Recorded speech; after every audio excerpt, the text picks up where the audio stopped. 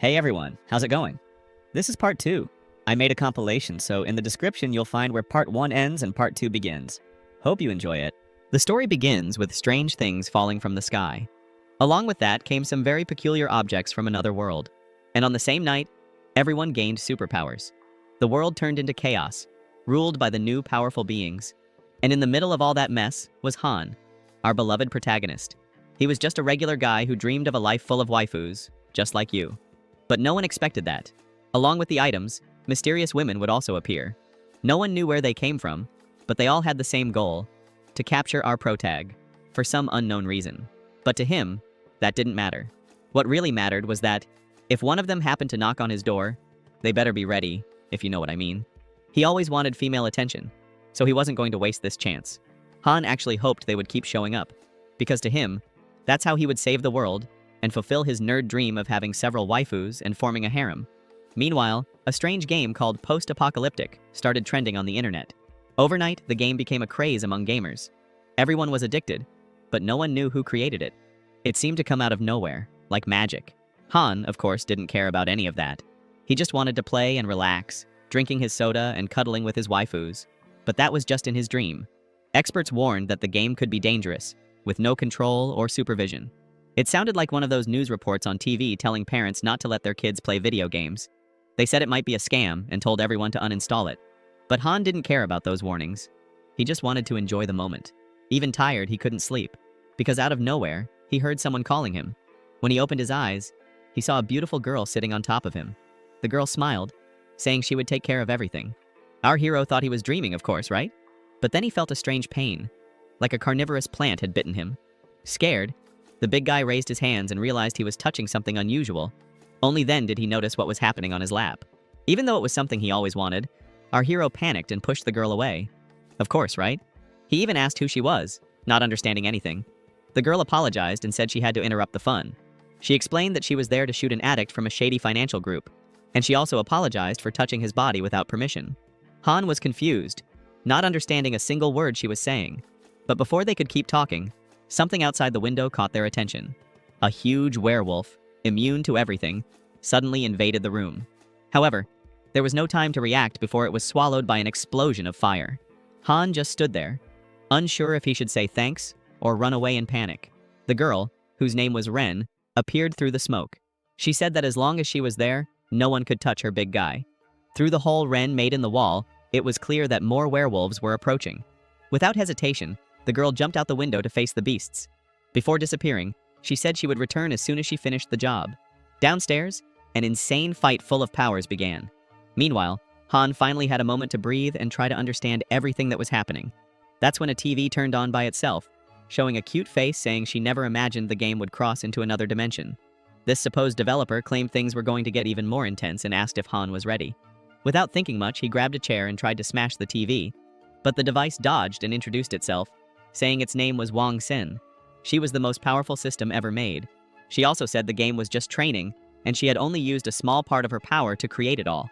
Our hero, of course, asked if everything happening out there was her fault, and Wong confirmed it, saying just playing on a phone was too boring, so she decided to unlock the real potential of her system. After 10,086 attempts, the system managed to break the dimensional wall and connect both worlds. Han then tried to understand, right? Why was he the target of all this? Wong explained that, when it came time to choose the game's avatar, she found Han's picture on the internet. So because of that, all the game characters thought he was the savior. Since our hero couldn't enter the game world, the characters started coming to him. They want to get Han's seed and create a savior for the other world. If you know what that seed really means, right? Han got emotional with tears in his eyes and asked how often these girls would show up.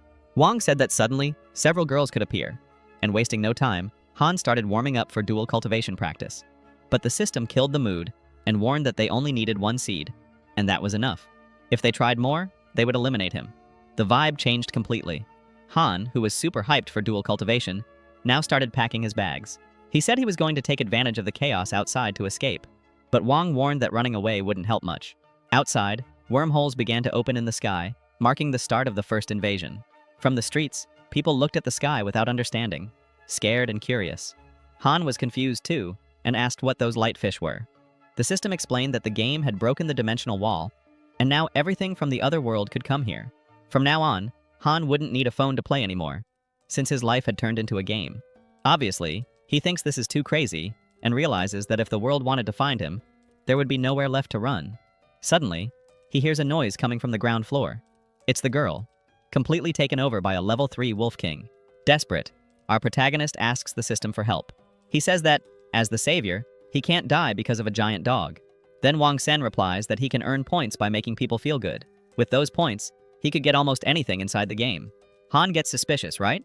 What's this business about making people feel good? Even so, the system gives him 30 points for another mission he had completed earlier. With the points, Han can choose a blue card for equipment, gold for medical items, or a special ability. He picks a skill and gets the Flaming Punch, which is cow level, and boosts damage to 300 for 5 minutes. He also receives equipment to activate this ability. The problem is that the device is Earth type, and it doesn't match the new firepower at all. Even so, it would have to do somehow. Ruin activates his ability, and a hot, intense energy starts to come out of his body. Meanwhile, Ren is being humiliated by this Wolf King. Most of her clothes were already torn, and she felt she was really close to the end. Before being eliminated, she apologizes to her father for failing the mission. She just wanted to return his affection in another life. But just in time, a burst of fire explodes in the middle of the battle. From inside it, Han appears like a true hero. With just one punch, he sends the Wolf King flying. Ren falls completely in love with the savior who appeared out of nowhere to rescue her. Even with the leader defeated, several smaller werewolves charge forward. Ren yells for the young master to be careful, but Han, already confident, says he doesn't have time to play with these puppies. He curses and easily knocks them all down. Without wasting time, he runs to finish off the Wolf King for good.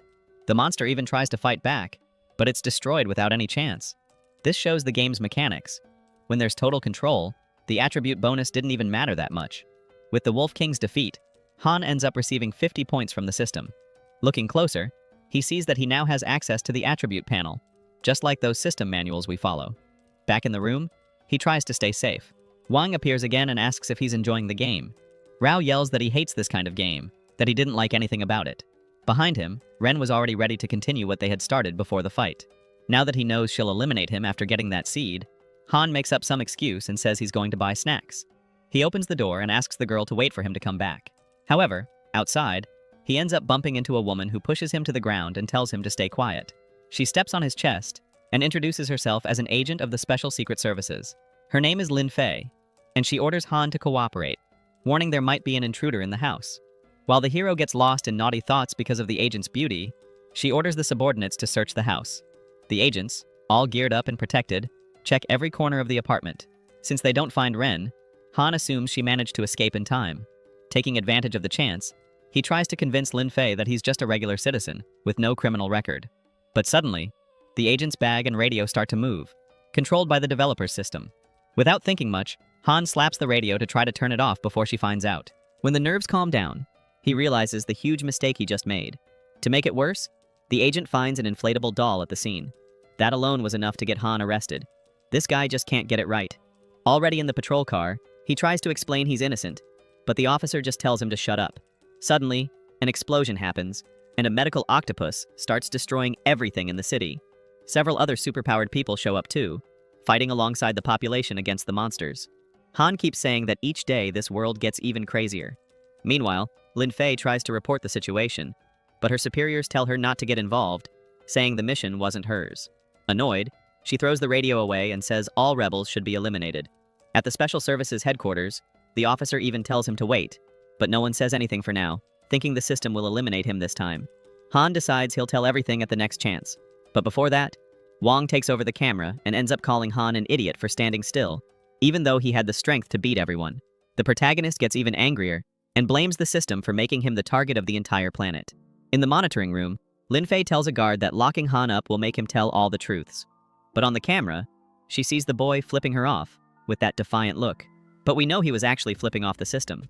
Naturally, she gets furious, of course, right? And admits that she had underestimated this boy. Before entering the room, a colleague from the agency approaches her with a mischievous smile. Everyone knows he has a crush on Lin Fei, and that shameless guy asks for a chance, promising an unforgettable night.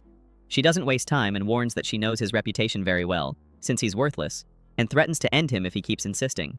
Right after that, shamelessly, she enters the room and even slams the door in the guy's face, making the other agents laugh. Seems like this guy Tang just wanted to use Lin Fei to climb the hierarchy with the director.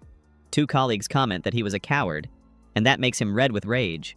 Already inside, Lin Fei goes straight to the point and asks Han what he saw on the day of the invasion and why his house was attacked first.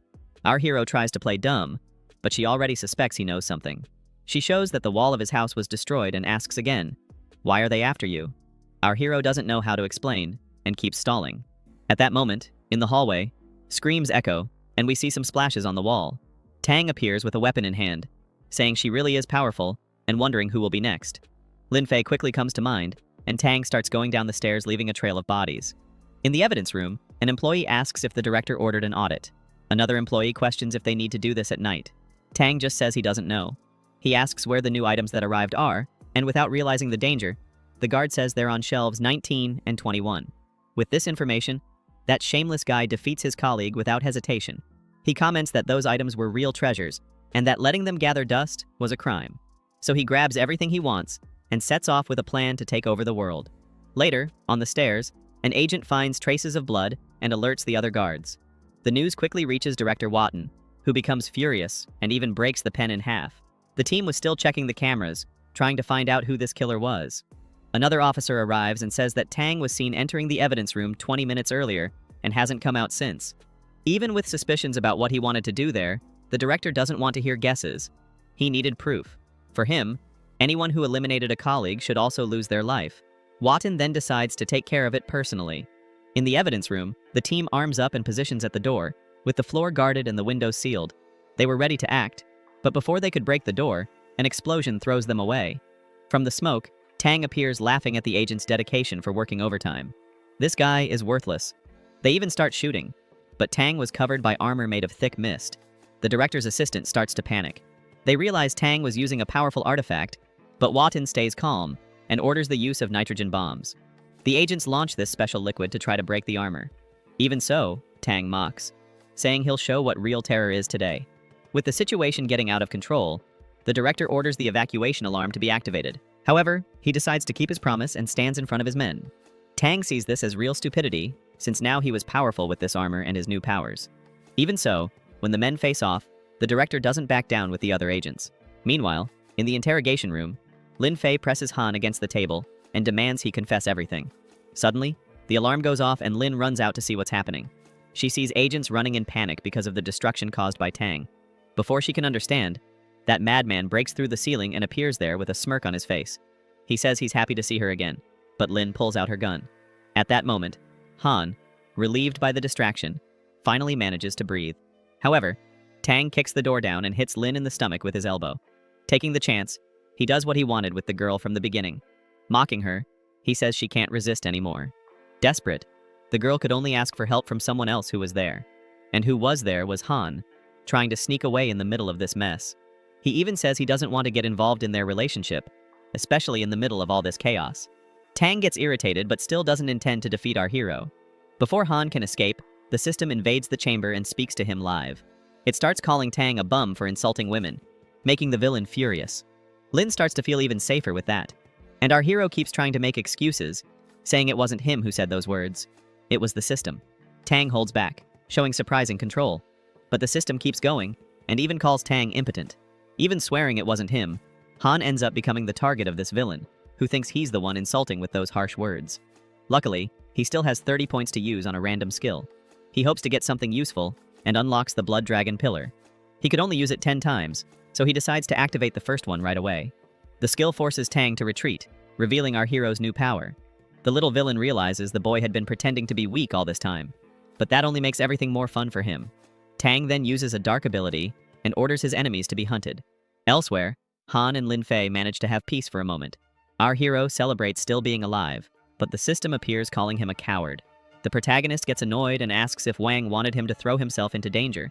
After all, Tang had several permanent skills, while our hero only had temporary ones.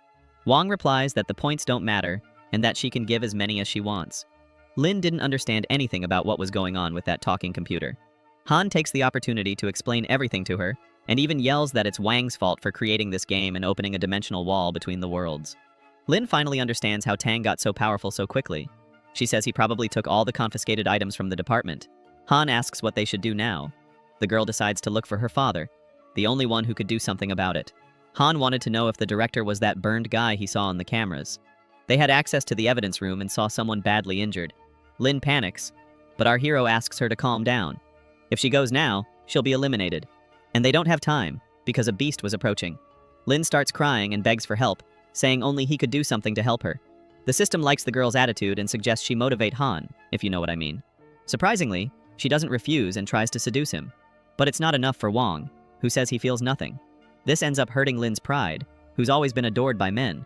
She never had to try very hard. Furious, she pushes our hero and starts taking off a bit more clothing. She won't accept that he doesn't find her attractive. Even thinking this situation was very strange. Our protagonist was obviously going to take advantage of it.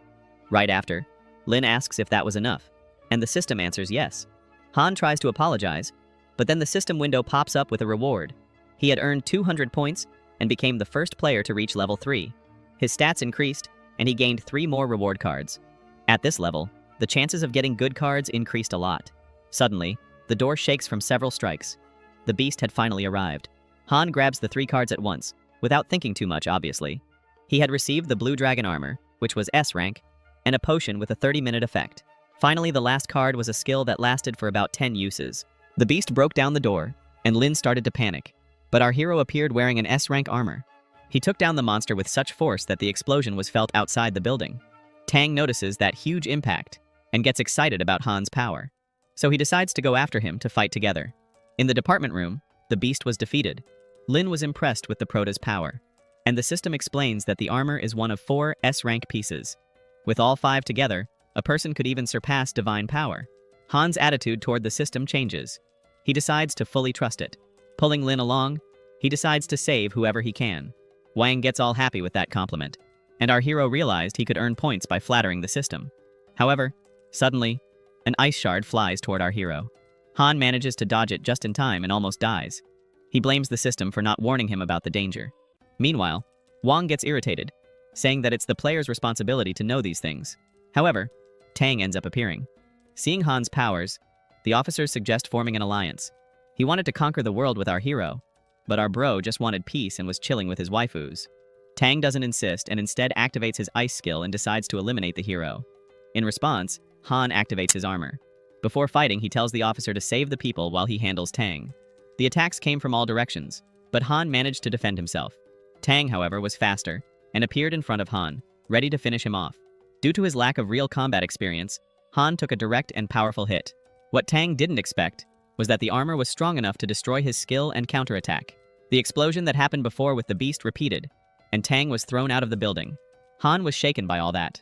Wong tried to approach the hero, explaining that the S-rank armor worked like that. She also said that the blue dragon armor could return the attack even stronger. Feeling safer, Han thanked the system. But suddenly, he felt a hand on his shoulder. It was the director, using his last strength to throw a punch. On the other side, Lin Fei was running to find her father. A nurse said he had woken up and gone after Tang. The problem is, he ended up finding Han on the way and was a bit confused. He thought our protagonist was Tang. The hero even wonders if that man was really Lin Fei's father. But before he could think much, the director destroyed a wall. With a furious punch, he charged at Han thinking he was Tang. Desperate, our protagonist could only run, begging him to open his eyes. It was only when Lin Fei arrived that the director stopped the attack. Later, ambulances arrived to rescue the injured. The initial report spoke of 6 eliminations, 13 seriously injured, and 43 with minor injuries.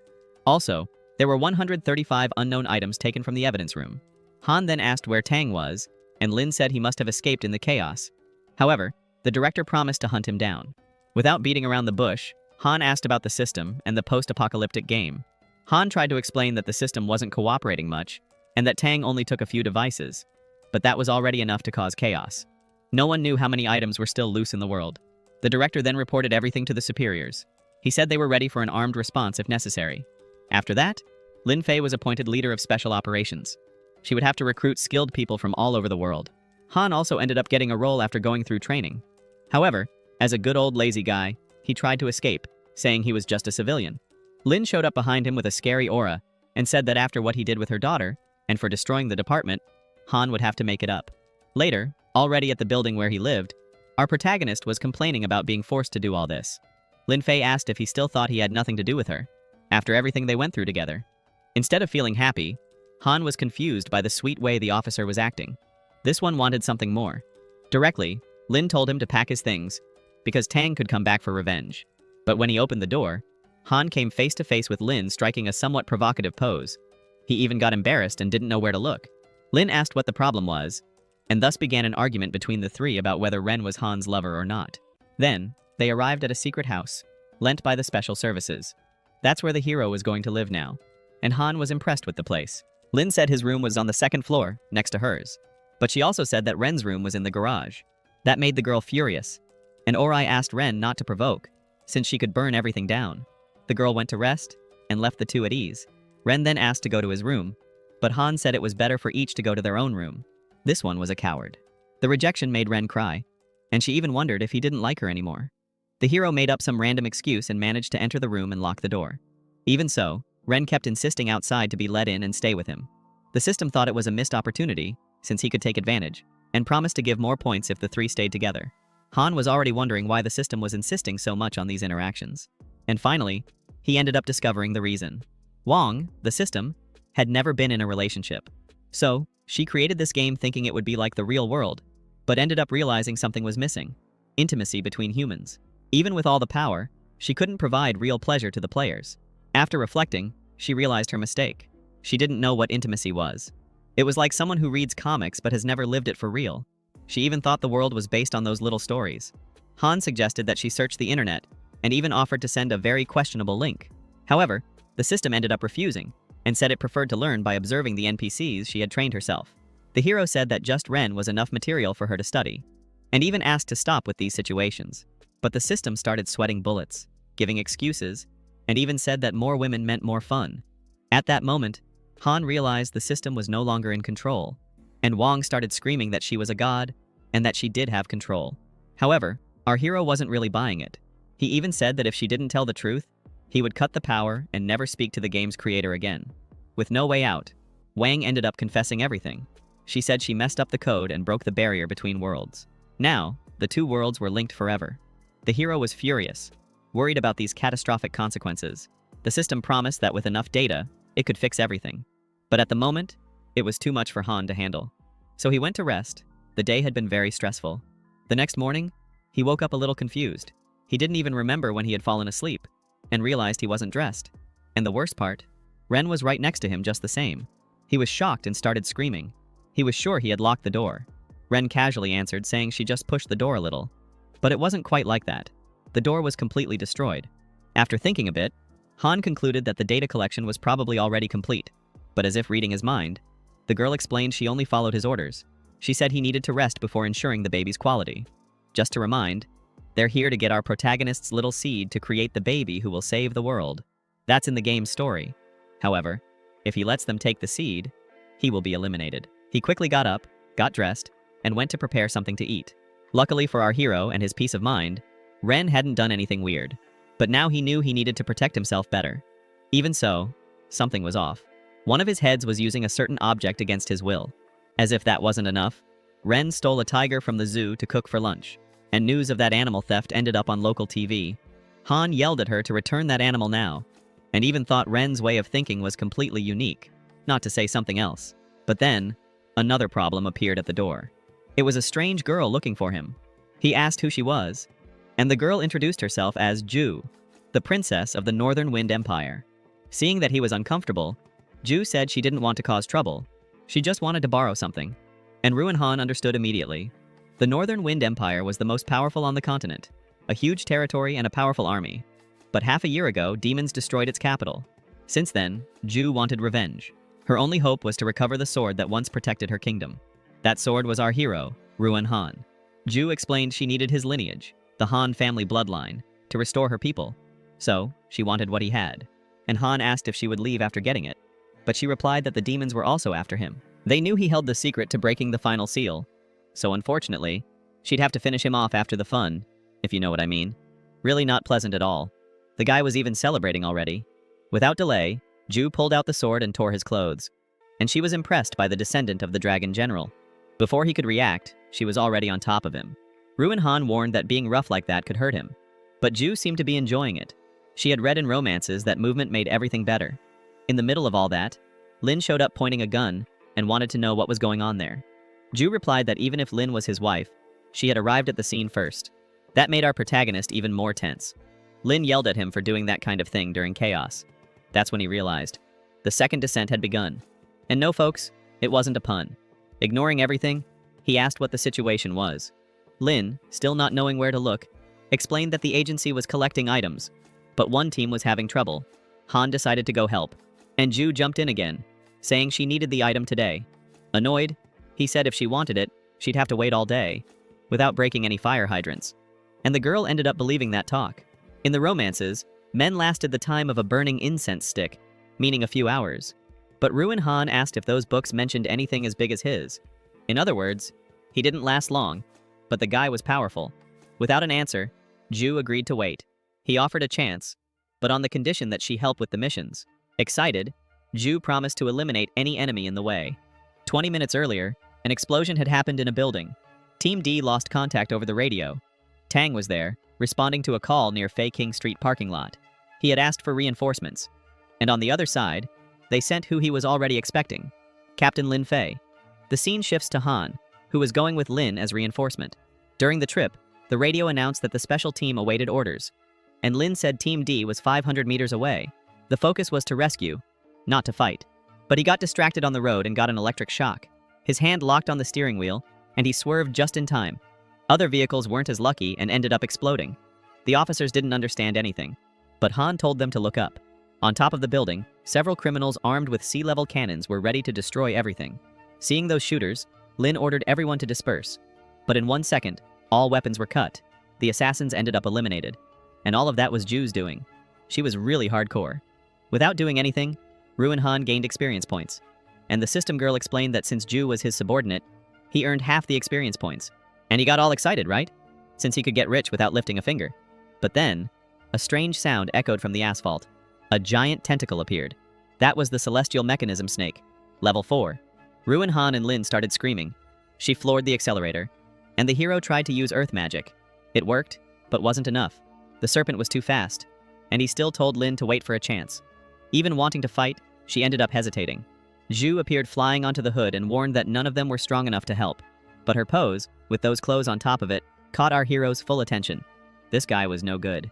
Anyway, Ju went straight for the monster. Han wasn't going to just watch and ask the system for a card. He wanted a high-level skill to defeat the serpent once and for all. But when he flipped the card, he read, "Thanks for your sponsorship." And he got pissed right away. After all, it was a lottery, and sometimes you got nothing. Even so, he thought he was very unlucky. And while he complained, an energy arrow hit the car. The door exploded, and Lin fell right into the protagonist's lap. In the middle of that chaos, this guy has luck. Soon after, the car starts shaking a lot, and all the confusion creates a very suspicious scene. This guy was really lucky and still asks if, by chance, the girl had a weapon instead of OVERPOWERED, since his face was hurting a lot. During the turbulence, the bumps keep causing multiple accidents. The system inside the car gets all excited and announces on the dashboard that she was very satisfied. When the car finally stops, Tang appears approaching the scene. Han immediately asks what he plans to do. But, upon seeing the guy with the Executor's Blade, a cow-level weapon, our protagonist realizes he won't escape so easily. So, he asks for the cards to be activated again. Tang doesn't waste time and cuts the car in half with that sword, causing everything to explode. Before leaving, he brags and laments the tragic end of the two. But in the middle of the flames, he sees something coming out of the explosion. Han had used a rare card to summon the Blue Dragon's invulnerable armor, and managed to save Lin at the last second. The officer, of course, is even more enchanted with our protagonist, saying he was a true hero.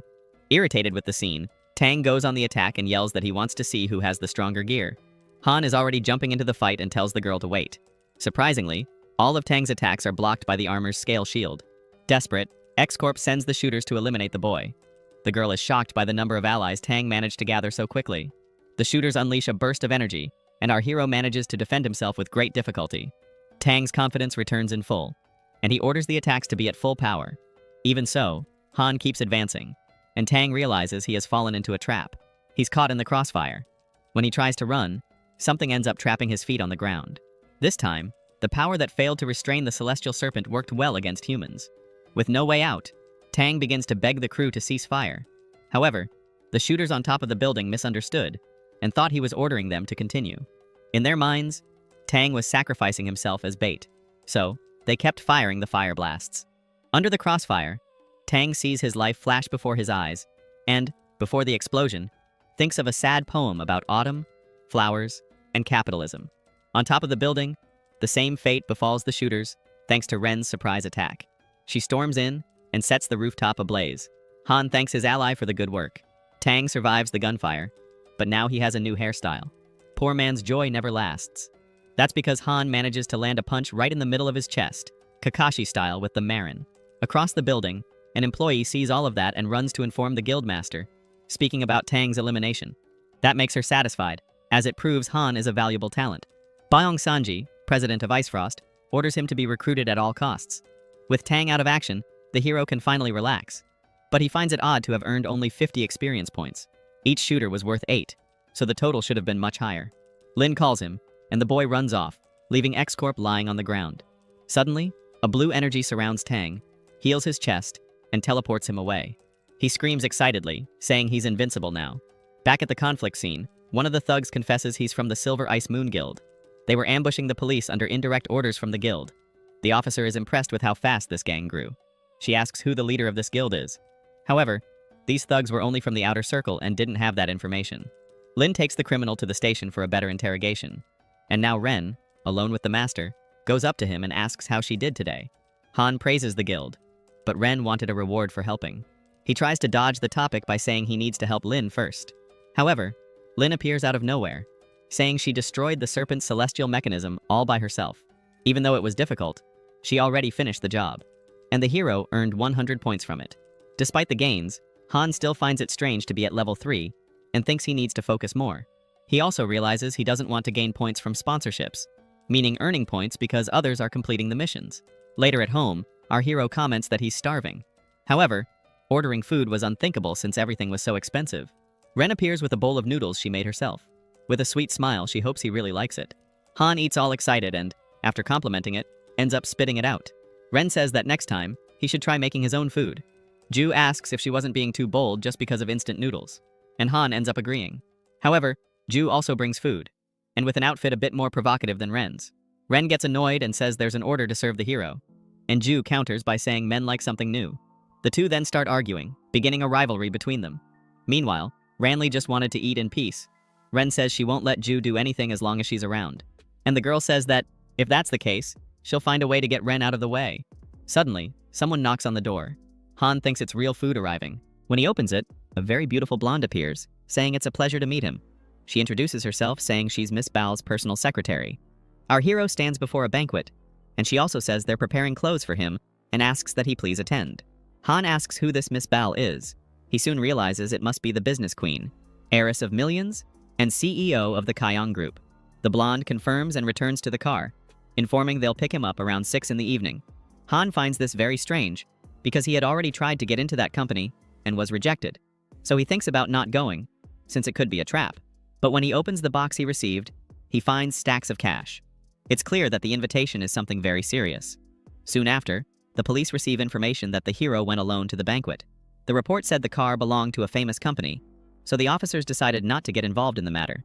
Even so, Lin loses her patience and fires those responsible. At the headquarters of the Koya Group, a big meeting was taking place.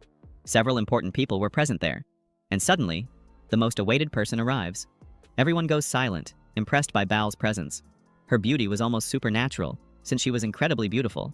They say she earned a PhD at 19 and solved a global quantum physics problem at 21. Besides that, she inherited billions, which many think is unfair. And I would also love to inherit billions. That's why many people try to get close to her, like the owner of the Hwaim Group. But in the middle of the conversation, someone announces that young Master Cao has just arrived. Cao had been clowning around for a while, so people just wanted to know what the trick was this time. Full of himself, the lunatic shows up on a red carpet, with flashing lights and 2 bodyguards by his side. Everyone is unsure how to react, except for Bao. Without much delay, Cao starts singing a really cheesy song, declaring his love for the president. The guests, obviously, are not into it. And the girl reminds everyone that he's the governor's son, telling them not to mess with him. Right after, the guy straps wheels to his knees and slides over to the girl. That guy really loved attention. Even with her pulling away, he insists on getting closer to give a passionate hug. But the reason she turned her face was different. Our protagonist was already there, eating as usual, before the conversation started. Cao comes sliding and hits his privates on our hero's leg. Furious, the playboy stands up and orders the guards to get rid of this scoundrel. The bodyguards, all bald, for some reason accept the order. But Bao steps in and says that this guy was John Han's guest. That leaves everyone confused, wanting to know more about who this guy was and why he was so important to the president. Since no one recognizes him, Cao says if he knows the rules, he should introduce himself. But before saying anything, Bao grabs his arm and takes our protagonist straight to her room. Cao gets super jealous, almost losing it right there, since he was in love with her. In the room, our protagonist compliments the place while the girl sits down. Bao says he shouldn't worry about what happened earlier. And suddenly, she starts taking off her sock, trying to seduce him, and asks if he knows the reason for the act. A bit awkward, Han thinks she wants to recruit him to her guild, and he's curious how she figured out who he was. Our protagonist explains that gathering so many people in so little time required a lot of money, and the way she contacted him gave it all away. Bao no longer hides it, and ends up revealing that she herself is the leader of the Silver Moon Guild, the known ice leader, and she still insists on the recruitment offer. However, our hero ends up refusing, saying the 5 million given earlier was already more than enough, and even slams the table, saying that if she really wants him in the guild, she'll have to offer something better. She realizes he had much more presence than Tang, and starts to see how he really was someone above the other guy. To show power, she asks how much he knows about the Apocalypse game. Han admits he doesn't know much and asks her to explain. Bao says she's been monitoring everything from the start and couldn't even hack the system, and concludes that the game isn't normal and its creator must be a genius. Out of nowhere, Wang appears on the panel behind her to show off, which annoys our hero. Bao notices and asks what he's hiding there. Even so, she continues explaining that since the first descent, she's been collecting information about the items that came to this world. She found out all those items were supernatural and managed to travel from the game. But the girl doesn't understand why our hero wasn't surprised. That's because he already knew everything and couldn't hide it. This situation bums out the blonde a bit, but she reveals she knows where and when the next descent will happen. Our hero understands the time, but not the place. She explains that these descents are global and affect the whole world, but good items appear in specific areas with certain patterns. Touching his face, Bao says if he joined her, she'd help him reach the top. Outside the window, Lin appears disguised as a spy and gives orders through the radio for the departments to act. She never imagined Bao was behind this and feels a sting of sadness. If Han accepted the proposal, she wouldn't have any role there anymore. Inside the room, our hero refused to be recruited, saying he was already committed to someone else. Lin heard this from outside and got all flustered, thinking he was talking about her. Even so, our hero leaves and tells Bao to settle the guilt before the police show up. The secretary asks if they should hire someone to eliminate him, but Bao says no, because having an interesting guy like him around was very good. Outside the building, Cao waits for a long time. Finally, the guard says the guy showed up, and Cao starts showing off. The guard asks if he's already waiting for the staff to bring the car, setting the perfect stage for a show. But Han opens the app and goes straight to a shared bicycle. Cao gets pissed off for being ignored by someone with such low status, let's say, right? And even orders his men to attack, but even with the car running, it wouldn't move. Looking back, there's Tang holding the vehicle in place. Later, our protagonist gets home and complains about the price of the bike. When he opens the door, Lin greets him with a smile and a glass of water. She says with the heat he needs to stay well hydrated, and even mentions the AC isn't cooling properly, trying to tease our boy. The hero turns all red, and she moves closer asking if he's feeling unwell, but he messes it all up by asking about Ren and Ju. Lin punches a hole in the wall from being so stressed and says she told them both to renew their IDs. Since they'll be alone, she was planning to reward Han for how he handled Bao. While she imagines how the night will be, a missile approaches the house. Since the place is a Secret Service location, the sentries fire and destroy the projectile. Even so, the shockwave breaks the windows. In the middle of all this chaos, our hero asks what the hell is going on. Lin says the weapon system has been activated, and, while he was still trying to understand why there were weapons in his house, Lin calls the security team. Even far from there, the sensors detect a short-range artillery attack. Since the house had withstood it, they start tracking the origin of the shots. Cao freaks out because the plan had failed, and now he thinks they're in trouble. Tang, on the other hand, says there's no need to panic, because that attack was only to mark the target. The real show was about to begin, with mounds of earth turning into level 2 explosive cicadas. These cicadas fire bursts into the sky non-stop, like a firework display. At the house, the officer sends a message to a special team, saying that if the enemy has artillery, they must have more hidden weapons. The guy who receives the message only sees some lights in the sky before everything explodes. Cao almost jumps with joy for finally defeating his rival in front of his goddess. However, Tang gets into the car and tells Kay to follow him, saying it wasn't over yet. Kay is confused, So Tang explains that Han wasn't supposed to be defeated so easily. And he was right. Even with the house destroyed, Han and Lin came out unharmed. Lin was furious at the enemy's arrogance, even though they survived. The next day, Lin ends up destroying a door along with other officers during a raid. Bal appears in the office, and Lin asks if something is wrong. She says there's an arrest warrant for Bal on suspicion of an attack. The executives in the room reject the decision and surround the officers with their bodyguards. Bal mocks them and says they don't have the strength to arrest her. At that moment, Han appears and advises Lin not to fall into the trap of the real culprit. Bal is surprised to see that Lin believes her. Meanwhile, Han explains that if Bal wanted to eliminate him, she would have done it at the banquet. The girl agrees to cooperate and goes with the officers without resistance. Even though that's what Lin wanted, she was annoyed because it was Han who resolved everything, not her warrant. At the station, fans crowd, and a report demands Bal's arrest because of her fame. During the interrogation, Bal denies involvement with the guild. Lin then asks why she invited Han to be her right hand. She replies that she just admired him and wanted to talk. Outside the room, the director asks if Huan is sure of what he's doing, and our hero confirms, saying Bal still wants him to join the guild. The system asks who is behind this, but the important thing is the reason, not the identity. Meanwhile, employee Lidal walks through the company.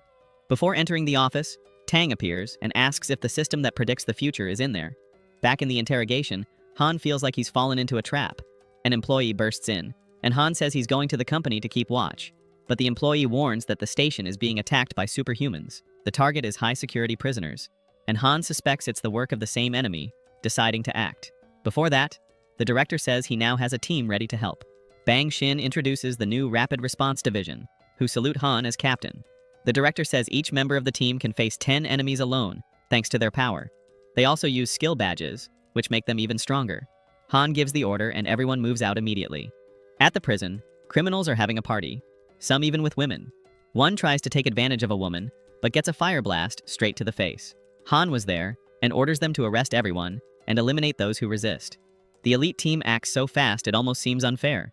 Later, a soldier says the situation is under control, but some fugitives are still on the loose. Not even the ability user was found, which means they left before the team arrived. It might have just been a distraction, and it was. Bal's secretaries were trapped inside the company. While Tang was on the phone about Han's arrival, Cao panics. Tang destroys the phone and says this time he will defeat the boy. He won't be humiliated again. At that moment, our hero arrives at Phoenix HQ, which used to belong to Ren. He says thanks, but Ren insists on going up with him. Before entering, the two find a dead guard, a sign something very wrong was happening. On the president's floor, Tang appears and says he's been waiting a long time. Han is shocked. He thought Tang had been eliminated, but the guy enjoys the reveal and ends up saying he's actually immortal. However, Han isn't shaken.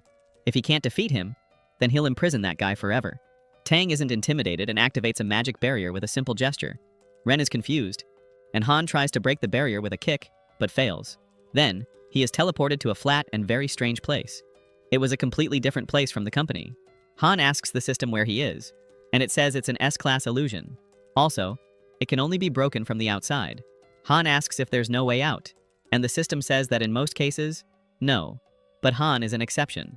He can escape by breaking the first seal with Ren. The big guy logically asks what seal that was. The system makes a cheeky face and shows a very inappropriate scene. The hero gets annoyed and throws the phone on the floor. This guy is a fool! The system explains that the game characters have biological safety periods. Let's put it that way. In other words, in those moments, intimacy is safe, because the NPCs are protected. He could practice dual cultivation without being eliminated. Every time fusion happens, the boy's strength increases, and the soul bond can double his combat power. Han comments that he's going to bother Ren a little, but she says she's totally willing. The big guy drools with anticipation. Finally, he could get to the good part, something he had longed for after so much waiting. Their experience finally happens, but they needed to act fast, so there wasn't much time to enjoy it.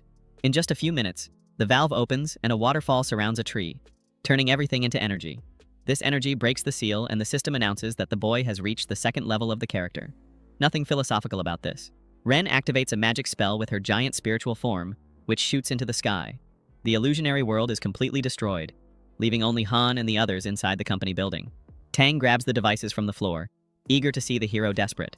However, the devices react to each other and end up exploding, injuring the officer.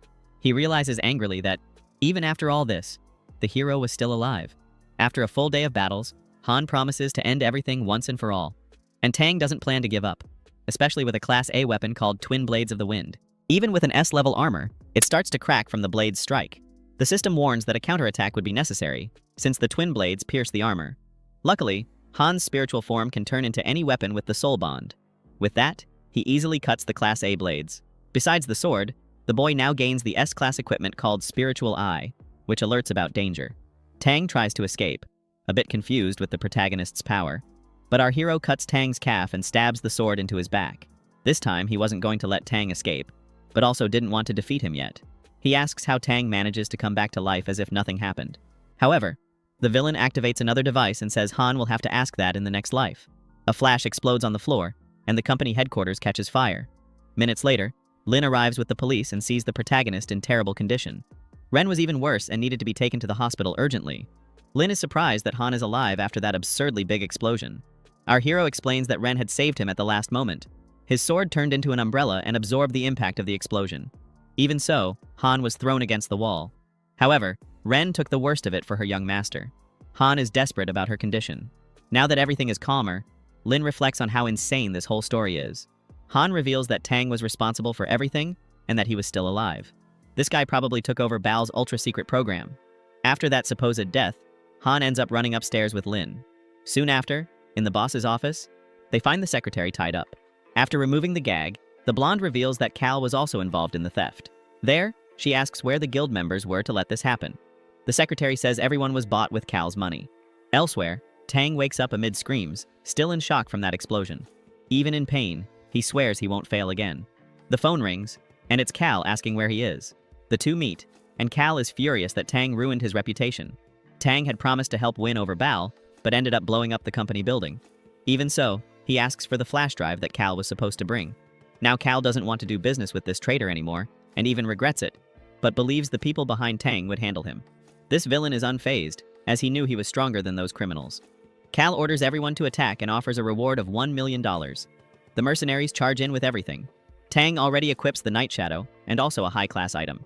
He crushes all the attackers as if they were nothing. At the other company, Bal is in shock for having lost her program. The hero comments that, if other powerful people found out about it, it would be very dangerous. Unfortunately, there was no way to deactivate the program remotely. There, she asks if it's possible to create another set to balance it. Bal says it'll be difficult, since even the databases were destroyed. It would take months to collect everything again. However, our protagonist assures that he doesn't need to recover the data manually. He could ask the system for anything. Bal asks what that means, but it was too complicated to explain. He ends up saying it's like he's the game's genius developer. The girl is shocked to find out that the developer is actually an artificial intelligence. The hero gets straight to the point and asks if Bal could provide the data. The system agrees, but with a condition of poverty. Then something ends up appearing there between Han and Bal. Meanwhile, Tang approaches because the enemies are somewhat afraid to attack them. Reaching level 4 only made him more eager to keep defeating these weak beings. But, since he was already tired, he warned that anyone who wanted to switch sides could do so now. For those who accepted X-Corp, which is Tang's nickname, he promised he'd give freedom to that person in this new world he was going to create. Scared, the mercenaries quickly kneel down. With so many people joining, money became a serious problem. Tang looks at Cal and asks if he had the cash to cover all this. The boy already starts crying, admitting he was just middle class. Even so, Tang began threatening him. He said if the boy's father didn't pay $300 million, he was screwed. Terrified, Cal ran off with everything he had, and Tang, without wasting time, sent his new henchmen after him. Now, with money, soldiers, and info, Tang swore he would defeat Han and rule the world. Meanwhile, in another house, our hero finished his shower and went to the bedroom. The two girls sat on opposite sides of the bed, unaware of each other. Then, our hero tried to start a conversation with the policewoman, but she totally ignored him. Han said she still had time to change her mind, but in front of him, she started taking off her swimsuit. Blushing, he said that was the way to get back what was lost. But before anything, he warned he would shower first. Wong appeared saying it was the first time they worked together. Han immediately started yelling, thinking it was strange for someone to force that on someone else. What he didn't expect was that Bal might really want to do that with him. Then, the system revealed it could track feelings based on her data, and Bal had been in love with our hero for a long time. Han changed his attitude. The system explained it was only helping to fulfill her wish. But at that moment, a shoe was thrown hard at the TV. Lin warned she was going to sleep and threatened to defeat our hero if she heard anything. Wang, as always, exposed that she detected high estrogen levels in Lin, and without telling Bal, She went over and hugged our hero from behind, explaining her reasons. She said his calm and confidence were unique, and that had affected her. Everyone looked at Bao with desire, but our hero was different from other men. He replied it wasn't on purpose. He was just allergic to those signals. Before he finished, Bao pulled him and ended up kissing him. Things started to heat up. Lin, lying there on the bed, pretended not to hear anything. And so, the atmosphere began to warm. The system got all excited and treated it like a live show. Since Lin joined the police, she became the center of attention. But she never cared about weak people, even with many approaching. When she joined the special sector with high grades, no one dared to approach her anymore. Only that playboy Tang kept trying, since he wanted to rank up. She thought the protagonist was a loser, but he proved otherwise to her. And thinking her soulmate was like the other girl was too much for her to bear. Meanwhile, Bao was there enjoying herself. However, our protagonist said the mission wasn't over yet. Without shame, he ended up asking Lin to join. She refused, all embarrassed, saying she wasn't as reckless as them. But seeing Bao was exhausted, she admitted she couldn't be selfish. While Bao begged for help, Lin finally gave in. She was beaten by insistence and curiosity. Without wasting time, Lin went to get ready as if to take a shower. Bao sighed in relief to finally be able to rest. Our hero said he was going to fit the piece in the puzzle. Lin was curious to see what he had. When she felt the puzzle piece, she understood why Bao was complaining. In a very philosophical way, Lin compared it to riding a white horse. It was no use asking the horse to slow down because it was wild. And after reaching the limit, they both fell exhausted to the ground. After this not-so-metaphorical ride, Lin said she accepted the horse. Even though she found it strange, she admitted it had been wonderful. However, finished, the hero asked if the system was satisfied. But the TV started showing strange codes, making Han worried. Both Lin and Bao asked what was happening. The system said everything was under control. So you can guess what was happening with the system, right? It explained that previous data was arriving en masse. Suddenly, the system evolved into a cute 2D girl, surprising Han. Without much delay, Wang said she would send the files for Bao to rebuild the program. After some time working, Lin asked if Bao could predict the next descent. But before any answer, the event could only be seen from the window. Han asked Bao to focus on finding the resource zone because he was going after Tang. At the top of the building, Lin asked if there was still time. Luckily, Bao worked fast and confirmed she had already located the place. Tang was definitely still in the city, but since they lost the advantage, there was a risk of arriving too late. Luckily, Bao has a teleportation device that can change everything. After passing through the wormhole, they arrived at the destination. Han was curious about how Bao got an item like that. She explained that, as leader of a big guild, she had some resources saved. There, she noticed they were already at a disadvantage. There were clear signs villains had passed through there too. It seemed another group had been at the site, with evidence of a recent fight. Soon they were dragging bodies inside. Han wondered if it was the spikes again. But there, she analyzed the footprints and ruled out humans, suggesting some fierce beast. Even so, they had no choice but to go in and take a look inside. Bao asked why there was no one, not even electricity. Then, Lin suggested calling reinforcements, but Han insisted on handling it alone. Suddenly, a dry body appeared, and a creature emerged on sight. Han decided to check better, but heard a scary noise from the second floor. When they got there, a man shot wildly and screamed for everyone to go to hell. Without warning, Aljinja shoots the shooter's neck and eliminates him instantly. Han even tries to understand what that was. Bao feels something strange nearby. When she turns around, she comes face to face with a giant spider. Desperate, she starts screaming for help. Han manages to destroy the spider with a very powerful strike. Confident, he asks if Bao is okay. But he soon realizes they are in the middle of a nest of those creatures. The two girls ask what they would do. The only option was to run as fast as possible. After a long escape, they find a door. It was locked and the girls couldn't open it. Han forces the door and knocks down two men who are hiding inside. He soon realizes there is a whole group of refugees in there. The men get furious, accusing Han of bringing the spiders back. The girls run inside, and Lin barely manages to close the door. Even so, they are met by armed bandits. Han comments that inside it was worse than outside. There, he already draws his weapon and introduces himself as a police officer. Han tries to calm the situation and asks if they are hotel employees. However, the men explain that all the employees had already been eliminated. He then asks if they are connected to Tang. Hearing that they are, he is not surprised by Tang's absence.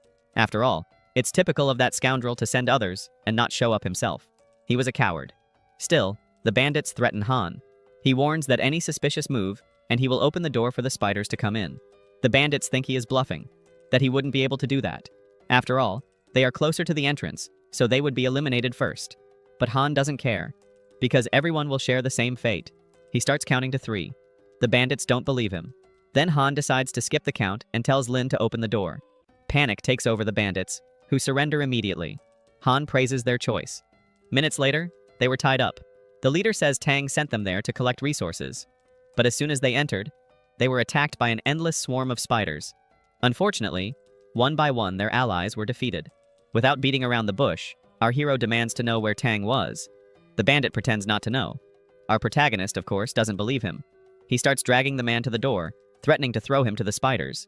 Afraid, the man reveals Tang was hiding in his base. Han recognizes that Tang knows how to hide very well, but decides to go after him now. Lin asks how they will get out, since the spiders are dangerous. Han bets they are afraid of fire, so he blows up the entrance with a strong burst of fire. The spiders retreat scared, which surprises the girls. However, before escaping, a giant spider appears. It pierces Han's chest with its stinger. It even lifts him off the ground with extreme ease. Lin draws her weapon and promises to save him. But the giant spider calmly says it will not eliminate him. It states it will free him if the girls help with something. This was a level 5 creature. Actually, what it wanted was 500 humans in exchange for Han's life. He suspects and asks why it won't hunt alone. The spider gets irritated and wounds him again. It says he has no right to negotiate. It tells the girls to hurry because it's hungry. If they take more than an hour, the protagonist will be in big trouble. If it takes more than 2 hours, he would lose his life. What worries Lin and Bao most is Han's possible helplessness. The spider opens a path for them to leave, and they don't waste time. Lin decides to seek reinforcements from the department. Bao runs to the hospital to call Ren and Ju. The bandits, seeing this, try to flee too. But they didn't make a deal with the queen and ended badly. After a while, Han regains control of his body. Around him, there were many skeletons and webs. He realizes he is in the queen spider's lair. At the bottom of the web, other bandits were being prepared to become snacks. The hero wonders if Tang is also among the captured. The queen spider appears and approaches one of the trapped bodies. She pierces the body with her stinger, making it melt. She feels great pleasure doing this. This allows her to lay more eggs of small spider monsters. Seeing the number of spiders, the hero asks if they all hatched from her. The queen responds that humans will find out when the girls bring the bodies. She also warns that she won't keep the deal and will eliminate Han. Then he feels a little calmer, thinking this spider is just crazy. The queen doesn't like being called that at all. She even thinks about defeating him right then and there. Still, our hero notices she is using many tricks. This shows she is afraid of sunlight. The queen's reaction confirms his suspicion. She chose this place because many people would come looking for several resources there. Even in danger, our hero still tries to get information about the items. But the queen was not dumb enough to fall for that trick. Han stops pretending he is trapped. He activates his blue dragon armor. He breaks the queen's stinger, leaving her incredulous. After all, the poison should already be working. He shouldn't have that much strength. Our hero explains that, at first, the poison was working, but he ended up using a cold heart pill. With that, he changed his attribute, which was fire, to the poison attribute. The queen didn't expect that, but still believes she can defeat him. Without wasting time, she orders all her offspring to attack Han.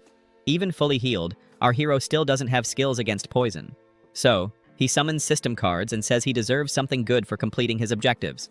Looking at the card, he doesn't understand what it does, and soon gets scared recognizing a familiar little girl in the ability. Han thinks if he had known this, he would have chosen another card. Still, he accepts his fate.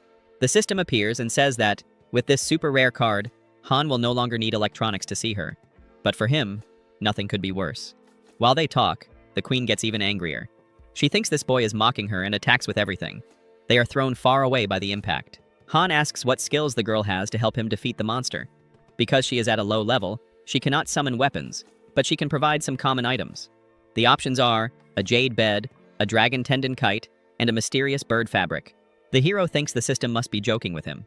The queen laughs, saying she has never seen such a strange pair. Without wasting time, Han asks if there is anything really useful. The system says that in the current state, it cannot provide anything with combat power. So our hero asks if it can at least call Tang's transport support. The girl starts looking and asks if he is trying to escape. The queen does not want to allow the escape and decides to finish everything quickly. She assumes her most powerful form. Han warns he won't hold on for long, and that the girl should alert him when she finds the queen. The queen advances with huge claws instead of hands. Han tries to defend as best he can, but the attack makes him think how many humans she must have defeated to be so strong. The armor's shield cannot withstand the impact and breaks. They almost get hit in the face, and on the second blow, the queen hits and throws Han hard against the wall. At the last second, the girl throws an item to him. Even stuck on the wall by the webs, our hero manages to catch the item. Han smiles and activates the item. A rift opens in the structure of the place. The queen asks if he intends to escape through the tunnel. Even without being able to breathe because of the web prison, our hero never wanted to flee. Help came from outside and hit the queen directly. She never imagined the sun could be so powerful. Now that he was recovered, he activates the dragon armor. The queen realizes he is no longer trapped and understands he kept her immobilized on purpose. Our hero was only trying to gain time with all that. The queen begs for her life, saying she could serve him as a mount or something like that. Comment if you would like to have such a spider as a mount. However, Han didn't want to hear any of that, and ends up crushing her mercilessly. With the battle over, the system asks why he doesn't care about the items. Our hero assures he will find them sooner or later. Besides that, there are more important things now. He leveled up 2 levels at once. But instead of celebrating, Han asks if the system noticed something. Before, he received a congratulations message for being the first to reach those levels. But now that he was at level 5, he got nothing. So probably someone had already passed level 5. That could mean Tang had reached a higher level than him. Leaving the hotel, our hero found reinforcements arriving. Han says he will go after Tang, since the spiders were defeated. He asks the girl to protect the building and look for special items. The officer offers to continue with him, but our hero refuses, saying the more people go with him, the more attention it would attract. Lin smiles, relieved to see the big guy was okay. Suddenly, a soldier shouts that someone appeared at the top of the stairs. Since the person ran at high speed, the police start shooting. Lin orders the team to follow, saying they can't let the stranger escape. She wonders if Tang's team is still in the prison searching for rare items. Meanwhile, a group of men celebrate having survived the trip and now being full of items. One says the boss was right and they found many treasures. They even call Tang a genius. They hear a strange noise, but the bald man tells his partner to focus on the road and not worry. Then he says it's better to prepare so it doesn't look like they were hiding items from the boss. However, Han hears everything from above, hidden on top of a car. Later, the subordinates arrive at the base and find it strange the boss hid in such an empty place. Getting out of the car, Lin asks how the collection went. They answer they managed to gather 18 items. She still asks about the last group and why they haven't returned. The bald man said maybe they had problems on the road. No one knows where the boss was, but Han hears everything under the car like a true 007 spy. He is impressed by Tang's ability to gather so many people in such little time. The guy really was very clever. Then, our protagonist realizes he would need a safe place for the boss to arrive.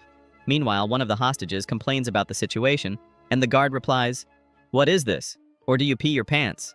The guy cries, saying even after giving all the money, he was not released. The guard didn't care. But Han appears out of nowhere, knocking out the bully. The guy barely reacts, and Han slaps his mouth, warning if he says a word, he will regret it. Minutes later, the guy tries to thank our hero, who says it was all coincidence. This guy dresses to go along and asks where the car was.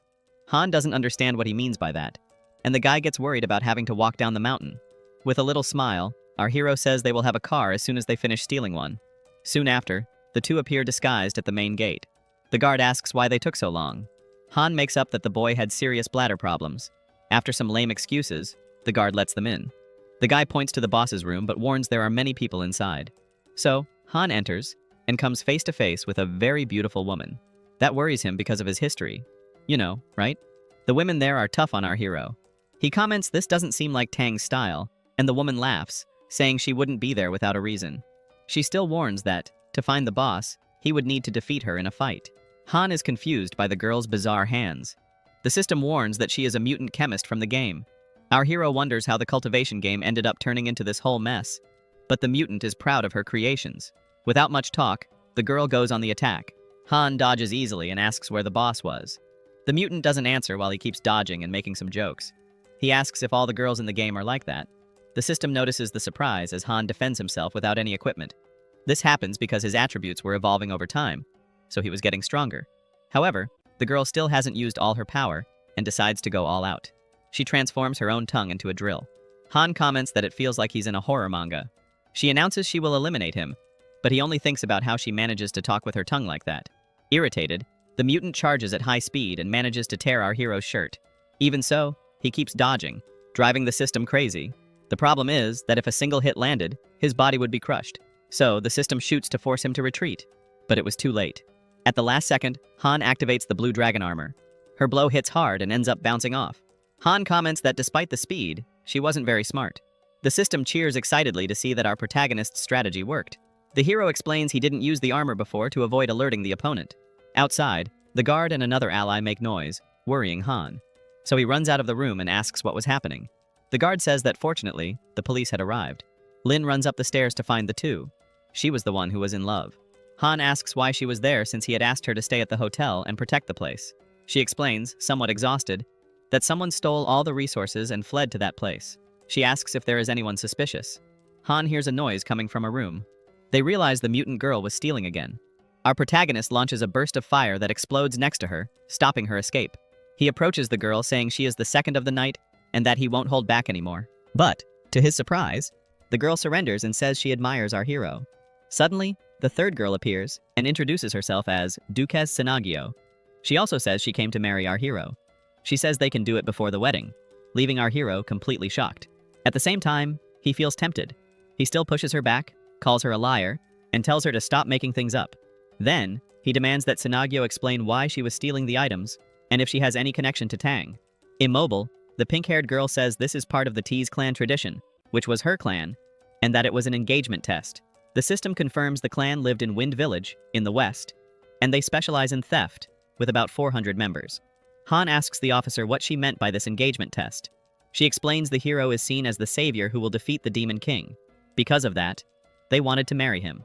Han answers he can help even without marriage, trying to be kind. But she punches him because the clan's rules say they only accept help from a spouse. Then, she says they can discuss it later. Chenille is very happy because her father wanted her to marry the Demon King. But she always thought the hero was a better idea. Han asks if she is running away from the marriage. She confirms yes. Then he asks if she isn't afraid the Demon King will defeat her whole clan. The girl answers it will be fine as long as she takes the savior with her. Han asks if the king is really that powerful. She explains that not even the whole clan would be able to defeat him. But all this is heard by Tang, who now knows everything. Out of nowhere, he feels something very good. A girl was praying for him. Curious, she asks what he was watching on the computer. Tang dodges, saying the interesting thing is her. The two end up meeting again later. Our hero was at his house and ends up introducing the group's new member. Chenille introduces herself excitedly, saying she is our hero's fiancée, and asks the other girls to take good care of her. Of course, the other girls get very irritated, especially angry with Han. Chenille doesn't understand and asks what the problem was since the two were clearly soulmates. Ju understands she wants to compete for Han, so she draws her sword and challenges Chenille to a duel. She ends up accepting. But our hero warns that if they destroy the house again, they will have to sleep outside. In the end, he didn't care about anything anymore, and didn't mind if they destroyed it. He just wanted it to end soon. Suddenly, his phone rings. He asks what it is and gets a tense reply. The voice on the other side said they accessed the game backend and found nothing about biomanos. So, the blonde doesn't believe the mutant came through the descent. Then he raises the hypothesis that maybe Tang discovered how to open channels directly to this game. If that is the case, he could summon any character from another world. That meant the action would increase drastically, and our hero now needed to double his precautions. After this tense talk, our hero lay on the bed reflecting on how Tang managed to do all this. The guy must be very intelligent. In a laboratory surrounded by scientists and executives, an innovative experiment was about to begin. He asks Professor Zhang about the project's progress. This Zhang replies that it was almost working, and that the software creator was a true genius. In seconds, this Zhang identifies the dimensional location of the game characters and ends up activating the system. A black portal appears in the middle of the place, causing everyone to panic. From the center of the portal emerges the true Demon King from another world. He becomes curious to know who summoned him. Tang, with his henchman, appears and says that he was the one who called him. Without wasting time, he says he knows where the Demon King's runaway bride is, and proposes they join forces. The next day, the hero wakes up tired but quickly gets up upon hearing a commotion outside. Outside, Cao appears with musicians and is enchanted by the beauty of the girls accompanying our hero. And he was not only enchanted by the girls' faces because, like a good old shameless man, he also notices other measurements. Our hero appears and asks if someone is getting married. Ren explains that those people say they know the protagonist. The boy looks closer and recognizes Cao, getting shocked. Cao starts crying and apologizes for having offended the father. Han shouts that he is not his father, but Cao thanks him anyway and says he will follow everything he says. Tired of all this situation and the attention he keeps receiving, our hero tries to leave, but she invites him for a coffee. He says he lost his appetite, but Cao asks him to wait, as he has something important to tell. Inside the house, Han asks what this information is. She explains that when she was captured, she met a professor who had also been kidnapped by Tang. She doesn't remember the name exactly, only that it was Liu something like that. But it was possible to see they were building something together. Later, Bal identifies this man as the main quantum mechanics specialist who disappeared about 3 days ago. That finally makes this kidnapping make sense, right? Probably it was Tang who took him. Han asks why the villain was interested in a professor. The girl replies that no one could say for sure, but it was certainly not something good. Our hero agrees but cannot avoid getting distracted by Bao's beauty. She continues talking that she will monitor particles to try to track any trace. Changing the subject, Bao comments that she has a present for him, Han. He thanks her, staring at her face, not noticing what the present was. She asks why he is all red. Our protagonist makes excuses, saying it was because of the heat. Bao laughs and goes to get the present. While she is out, our hero wonders why he was so nervous around her. Bao returns with a box in her hand and says that, after the last incident, she no longer lets anything important be thrown away. Han murmurs to himself that things evolved too fast since last time. She gives him a bracelet. When he asks what it is, she tells him to wear it, then explains that she created this item, and it serves to store and activate resources when he needs. That was great for things with limited usage time. Our hero thanks her again. She says that, together with Lin, she decided to focus on him to defeat Tang. That's why they went after the director. But at the department, she got a direct no. They didn't want to help. Her father, who is the director, said that even having the items, he has no authority to use them. Lin got angry because if the items stay unused, they will be stolen again. Aten still explains that only someone with high rank, values, and discipline could take care of that. There she understands he was talking about himself, and she was not grateful at all for that. Later, two men laugh in a luxury room. One of them was Major Lu, who says that now everything depends on the other. The other guy was Lu Shang, his son, and a standout student, a gold medalist. This Shang reassures his father, saying he will handle Tang. But the father warns that not even the special forces managed to defeat this ex-cop. Still, Shang believes they can use Han as bait. Later, Han is called to a meeting. Ju explains that the military does not know how to use the items and asked for his help. But the major ended up disappearing, and the equipment is being destroyed. Meanwhile, Shang tries to convince a journalist to hold a headline for 2 days. In exchange, he promises to take her to dinner. Then he hangs up. Shang greets Han, saying he heard about him. Our hero replies that he is no hero at all. Still, Shang continues flattering Han, and he begins to give in. Meanwhile, Lin gets suspicious of Shang. Lacking humility and afraid of responsibility, she asks for help training Han. He asks if she is sure about this, since these battles are real, and people actually lose their lives. This is no joke. And the girl confirms, saying she knows the risks and is ready to sacrifice for the country. Looking like a badass savior, he says he will go to hell instead of others. That guy was a liar. However, this exaggerated attitude is almost unbearable to watch. Shang asks how the recording went. The team said it was inspiring, even without tears. Then he orders to add a beauty filter and send it to TV immediately. Lin and Han feel embarrassed by this whole scene, right? Still, the hero returns to the training topic. But guards enter with wine and a chair for the young master. Shang complains he is tired of standing and says he doesn't want to get involved anymore. Lin finds this attitude very regrettable, since the country is choosing a superpower for Luz. But this information was still classified. But according to the military leader, whoever is chosen gains huge importance. Shang says he has no interest in that, and that he is only there because of his father. Despite this, he reveals that he knows where Tang was hiding. Because he has contacts in the underworld and with the authorities, he thinks it is very easy to find this Tang. So he ends up giving the location to the hero. He asks why he was outsourcing the work. Shang replies it is an unnecessary risk since there are better people for that. Lin asks if the information was reliable and if he really trusts this source. Shang bets his life on it. Han runs off, and the officer promises to call reinforcements. He does not want to waste time since he finally knows where the enemy is. Shang orders the detention center to mobilize. The information leads the group to the suburbs, near the water treatment station. Even so, Han is not in a hurry. He wants to see if Shang will do anything. He comments that such a narcissist would not miss the chance to promote himself at his expense. So he was already onto the plan. Lin is impressed with this talent of our hero. Even knowing everything from the start, she admits the boy acted very well. He realized it could be a trap, but stayed curious to see how Tang would appear. Suddenly, the officer gets an urgent call. There was a power outage at the prison, and all the supervillains escaped. Among them are prisoners who arrived from Meccan 2 days ago. Desperate, the officer orders a manhunt for the criminals throughout the city. Later, some thugs explain the chaos at the detention center. They say that is why they are there and ask the boss for another chance. All promise loyalty and claim they will follow him to the end. But with the police spread everywhere, Advisor Tang suspects something is wrong. One of the thugs comments that Han might be on a mission at the water treatment station. He says he heard this from a guard last night passing by the cell. Tang, who is not stupid, immediately understands they are trying to set a trap. The advisor asks if they should ignore the plan. Tang replies that if the target is there, that is enough. At the major's son's house, a guard praises the brilliant attitude of the master, Lu Shang. He is very proud, and only waits for the right moment to appear at the end and take all the glory. However, Tang and Han have plans to turn the game around. After waiting a lot, Lin finally spots Tang through binoculars. He was with 2 other guys. The hero comments that the supporting cast can enter the scene. Then, he calls the system to locate Lu Shang's spies nearby. The system warns it is only an observer and cannot interfere directly. And Han says that with a little help, he can make a new deal with Lin next time. The system asks if that was a promise. Our hero does not hesitate to confirm. Then the system starts looking at the girl with a different gaze. Without delay, it flies off to search for the spies. The subordinates spot the boss and realize they are alone. The guy asks if they are falling into a trap. Tang does not see the danger and decides to wait calmly from the mountaintop. A spy reports that only Tang was present. Lu Shang, who was on his way, panics wanting to know where the hero was. He was so close he didn't even consider the idea the protagonist wouldn't show up. Meanwhile, Ranley continues chasing the spy. He still thinks the boy could have escaped, but Lu Shang knows better and orders his guard to return. Suddenly, someone reports the hero appeared and also says the 2 were already fighting. That was exactly what Lu Shang wanted to hear. He announces he will arrive soon.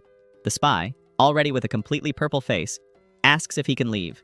Even with permission, he does not go home. He goes straight to prison. 15 minutes later, the major's car arrives. The guard reports the area was already clear. Lu Shang thinks it is because the fight was already over. The driver breaks open the door of the treatment station. The boy gets out of the car, grumbling that he will clean up the mess. But he is startled to see Tang and his subordinates still there. Tang asks who the idiot is. The advisor orders the others to capture him immediately. Lu Shang doesn't even have a chance to run away. His guard leaves with the car, realizing the situation. He prepares to fight with what he has. However, in a few minutes, he takes such a violent blow to the back that he screams for his father. The subordinates kick him like a ball. They mock the confidence he had before. Tang asks about Han. The boy says he was tricked and knows nothing. However, Tang suspects Han is nearby, watching everything. Back on the mountain, Lin asks if they should leave since it was useless despite all resources. Han prefers to avoid a direct confrontation. Suddenly, the Demon King appears behind him. He had been looking for them for a long time. An explosion shakes the top of the mountain. Tang realizes the mouse was caught by the cat. Our protagonist barely manages to escape, holding Lin. The Demon King praises his agility. He says anyone else would have been torn apart, like the spy. The protagonist thanks him, saying it was an honor. But Lin was worried because Han didn't come out unharmed. He asks the system for help. The system responds that is a game character, but the status info is hard to understand. Then it suggests Han request cards to improve luck, but our hero knows he doesn't have much time for that. Without beating around the bush, Han asks the Lord of the Abyss what he was doing there, and why he allied with Tang. The Demon King says he is there for a personal reason. In front of him is the thief who stole his bride, Han. He freezes from stress upon learning this. He even thinks about taking it out on Lin when he sees her. Returning to the focus, the Lord of the Abyss declares that after the fight, he will defeat half the world's population just to smell fear in the air. The hero starts telling a story about a purple potato spirit. He says he had similar thoughts in the past, but before finishing, he asks what happened to that spirit. Han throws a portal item on the ground and tells it to go far away from there. The demon is intrigued and asks, why didn't Han go with it? Why didn't he try to run away too? Then our protagonist explains that even if his body escaped, the head would still be hit in time. The Lord of the Abyss considers the answer quite reasonable. Without wasting time, Han activates his blue dragon armor. Now he could fight without restrictions. The Demon King prepares a super destructive black energy attack. Han assumes a defensive stance just in time. Even with an S-level armor, he struggles to hold the attack. Then the Demon King mocks his resistance. He says it's like trying to stop a carriage with your forehead. Soon after, the Lord of the Abyss adds another finger to the energy release. The following explosion is even more powerful. Something falls from the top of the mountain, and everyone gets curious. It's the hero. Even with the system suggesting he hide, Han knew that would only make the Demon King more angry. From above, the Lord of the Abyss prepares another attack. This time, he uses the strength of his entire hand. Tang starts to worry about the size of the coming explosion. The hit creates a huge crater, the size of a city block. Tang, now flying, thanks for the help in defeating Han. The Demon King replies that Han was still alive. Tang thinks that's impossible because of the explosion, since his subordinates even turned to dust. Even so, the Demon King suspects an illusion. Elsewhere, Han wakes up half confused, unsure if he was alive or dead. The system tells him to stay calm because if he died, the game wouldn't end. It also explains that it took Han to a hidden dungeon. It was the only place where he could hide, and it ensured it was an E-rank dungeon, meaning the easiest. There, time passed much more slowly, so Han could finish and return very quickly. Our protagonist gets excited and goes after the dungeon boss. However, the system warns about a black bear nearby. Han stays alert, but what he didn't expect was to face a D-rank dungeon. And with a level 10 dragon boss in the department's central area, Han and the others wonder what was happening. After resting a bit, Lin yells for them to follow her. Han was in danger. Back in the dungeon, Han asks if he can just pick the cards. The system replies that even with the best item, he wouldn't win easily. Our protagonist wanted to know how many rounds he needed to reach level 9. Wang calculates and says if everything went well, he'd need 30 rounds. Our protagonist, of course, doesn't like that answer at all. He thinks it would be better to try a slightly harder dungeon. The system insists he keep going. Even if it didn't make sense with his current strength, Han would die against a D-rank monster. They say there are smaller monsters, but this dungeon only had E-level ones. It was better to go straight to the boss. From atop a tree, a goblin attacks Han. He asks if that is the boss, but it's just a common forest monster. Han is shocked because the system said it would be very easy, but the monster destroys the ground with a single blow. He even asks if this really is a common opponent. The system checks the data and confirms he is the boss. Han feels relieved since he doesn't need to hunt him, especially since he's only one level above him. However, Wong starts to get suspicious. The system doesn't remember creating a dungeon with a goblin boss. Without wasting time, Han activates the card's luck. He picks an equipment card. After the attack, the goblin's club is cut in half. The hero just received a legendary SS rank item. With his weapon broken, the goblin loses composure. Han uses his lightning sword and flies past the monster. He defeats the goblin with extreme ease. Now he was excited, gaining 500 experience points. He even levels up to 6. Even without a class, Han already has high stats. He asks if it's worth waiting for the dungeon to reset and face the boss again. Wong agrees, even if the experience gained is reduced.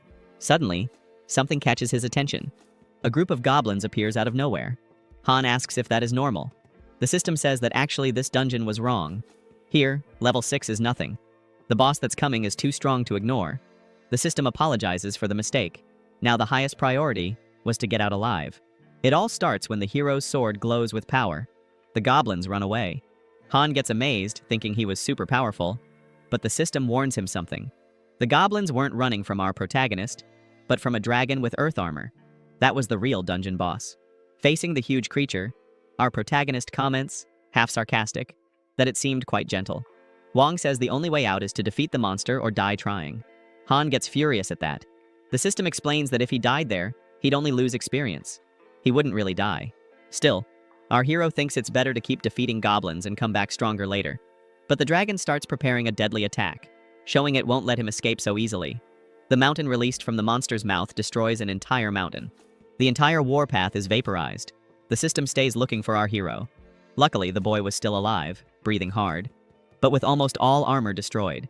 He thanks the armor because it saved his life, even with durability now at only 40%. Han doesn't believe dragons can reach him from so far away. Wong, with some regret, admits she put a special skill on those monsters when she created the game.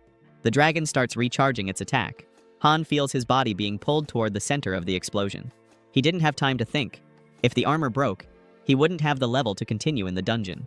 Desperate, he asks the system to find any resource he could use as help. Suddenly, the sword that held him to the ground comes loose, and he is pulled backward. In his last effort, he manages to shoot a lightning bolt at the dragon's head, but it doesn't even tickle the activated shield. Han advances, but ends up being swallowed whole by the monster. Wang starts to panic. Of course, right?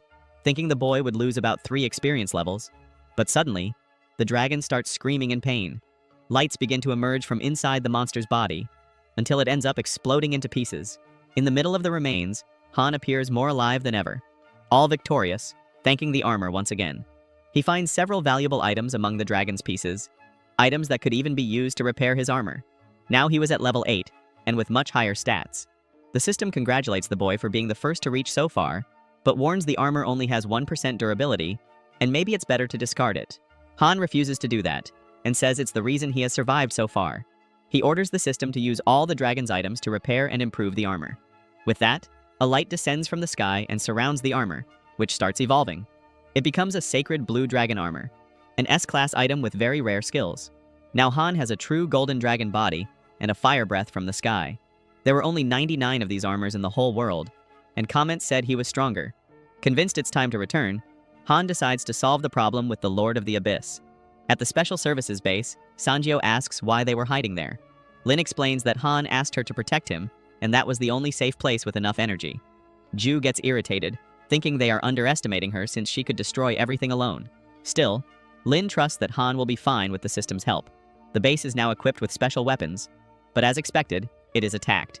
Some soldiers try to stop the threat, and Tang tries to convince them that dying for a bad salary is not worth it. The soldiers ignore and open fire, but the attack is useless because one of them has a shield. Tang gets angry and gives up arguing, ordering everyone to be defeated.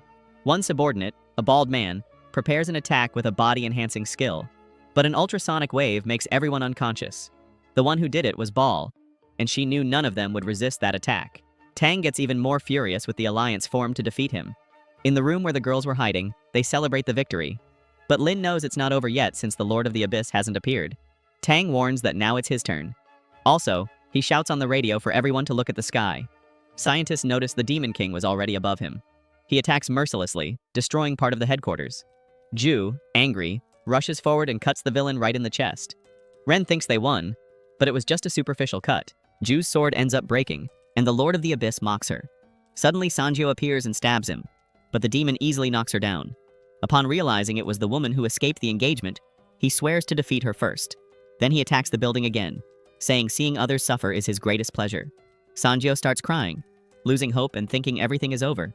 But at that moment, Han appears and punches the Lord of the Abyss in the face, throwing him away. Tang is shocked, not believing what he's seeing. The girls breathe relieved, and Ju comments that Han always makes grand entrances. Fallen on the ground, the Demon King asks how Han was still alive. With blood on his arms, our protagonist says hell didn't want him, so he came back to hunt the king. Tang is shocked by this new skill of Han. Now he could fly, but the system cuts the moment warning that the talisman that gives this power ends in 1 minute. Han can't believe that, and the Lord of the Abyss, irritated with the talk, explodes in energy. Han tries to protect Sanjio, dodging attacks as best as he can. However, the lightning keeps chasing him. Ball shouts for Han to pay attention. He realizes the attack was targeted, but before he could escape, his feet were trapped by the steel vine skill, used by one of Tang's subordinates. The lightning hits directly, causing an explosion in the building next to the department. The Lord of the Abyss was satisfied, thinking he finally eliminated our protagonist. He commented that the punishment was faster than he expected. Tang even praised his subordinates for the help, and they thanked him humbly. But then, behind them, Han appeared saying he barely escaped. This protagonist here is tough to kill. Turning around, the two were shocked to see him standing. The hero explained that, since he couldn't break free, he simply buried himself. Seeing this, Tang's subordinate ran to try to help the boss. But now Zia reacted, defeating them all easily. Ren and Ju also returned to the battle, taking advantage of the moment. Tang shouted for the Abyss Lord to deal with the women first. The Demon King launched a long-range attack, but Han appeared and defended them all. He dodged the attack with his new equipment, surprising the enemy. The demon could not believe his attack had been reflected. The protagonist realized it was the right moment to test his new weapon. Meanwhile, Tang grew more and more nervous, not understanding how the boy got so powerful so fast. Determined to finish our protagonist, the Demon King prepared his strongest attack. In response, Han launched an energy explosion with his lightning sword. The Lord mocked the attack, saying it would not stop him. However, the explosion was reflected and nearly hit the king directly. He barely survived, but Han appeared right in front of him, ready to strike again. The Lord tried to say that now the sword would no longer work, as he absorbed its energy. But Han explained the lightning energy had not been absorbed. It just dissipated for a moment, and was now 100% again. During his 800 years of life, the Demon King faced many enemies, but had never seen anyone like Han. All the lightning energy was concentrated in a massive explosion, and the king was incinerated, turning to little charcoal, or rather, turning into barbecue. However, the hero realized the body was hollow, like a cicada shell. The king had used a reincarnation technique. He came back to life but dropped to level 8 as a price. Disappointed, Han said he expected more from a boss and even thought he was very weak. Still, the king didn't give up and called Tang to help attack. Before he could do anything, Tang struck the king in the back. Everyone was shocked by the betrayal. Tang said the king was useless and that he would do anything to become even stronger. Before being eliminated, the Abyss King cursed Han, but Tang thanked the hero for the help, admitting he wouldn't have managed without him. Still, Han knew Tang was even worse than that Demon King. Without wasting time, Tang declared it was time to send Han to hell. The system warned the hero that Tang had 2 grade A items and 3 grade AAA items. He activated the Kira arm, gaining 300 strength and a bonus to critical hits. He also equipped power boots, gaining more strength and speed. He also used the repellent spear, the chainmail, and the agile crimson cloud armor. He completed it with the phoenix helmet and also the gloves of forgiveness, which weakened the enemy. Finally, Tang wielded the legendary divine double-edged sword, which ignored defenses. Fully equipped, Tang began to brag and declared his early victory. But suddenly, a grenade appeared before him and exploded with everything. The hero got excited to see modern weapons were still useful. Quickly, he threw more explosive boxes. Tang survived but was injured. Then Han noticed the villain was slower because of the equipment weight, so he advanced with a weapon, but Tang's helmet closed, blocking the attack. Tang laughed, saying the hero could not penetrate his defense. Han just asked if he didn't know metal conducts electricity. Then he discharged energy from his sword into Tang. A passive skill reflected the attack with even more force. Therefore, Han forgot this skill, but managed to escape the damage. Tang, on the other hand, was totally exhausted, and even began removing his armor. The hero mocked him for giving up. Still, Tang insisted he would still defeat Han and rule the world. Besides, seeing that, she thought it was all a delirium of someone desperate. Then she saw a group of people in the next building. They were clones of Tang, all armed to the teeth. The hero could hardly believe what he was seeing. The system explained that Tang was probably using an SS item called Resurrection Coffin. This item creates infinite copies of the user and guarantees immortality. Tang explained that today would be Han's death day. As the clones approached, the hero asked the system for the most useful card it had. One clone advanced, saying he wouldn't give Han a chance to defend. But Ju intercepted, saying she also wouldn't give the villain a chance. Suddenly, Han received a secret martial arts book from Taichu. He then started absorbing the content. In a few seconds, he already understood half. Soon after, the clones attacked with everything. His comprehension of that book reached 100%. Pretty easy, right guys? To read a whole book in just a few seconds. An energy explosion sent all the clones flying, defeating all. Tang tried to motivate his clones, saying the hero wouldn't repeat that power. Then Han charged with his new techniques. The ex-cops were shocked by the boy's sudden advantage. Tang breathed relieved when more clones appeared to reinforce the attack. He shouted at them, calling them idiots and ordering them to attack out of the hero's sight. Then the clones tried to attack from behind, doing what Tang asked. However, our protagonist ended up spinning his sword, defeating them all in one move. In the end, only the real Tang was left. The resurrection coffin kept generating more clones, but Han said he had already discovered 3 weaknesses of his. Tang thought that was arrogance from someone who had defeated a few copies. The protagonist says that the first weakness is that the coffin does not really resurrect, only the copy does. That is why Tang avoided fighting on the front line. The second is that the clones are based on an old version of Tang, before his death. So, they were all level 6. And the third is that the more clones the hero defeats, the more experience he gains. From Tang's expression, everything Han said was true. Just by exchanging some blows, he already understood everything. Tang looks at him and thinks this is a real warrior. The guy knows his stuff, but he does not understand why he revealed everything to the villain, since that could help Tang. Back in the fight, Han says it's better to keep going because soon he will reach level 15. Tang realizes he is at a disadvantage and does something unthinkable. Eliminates 2 of his own clones. Then, he asks the clones to sacrifice themselves to strengthen him.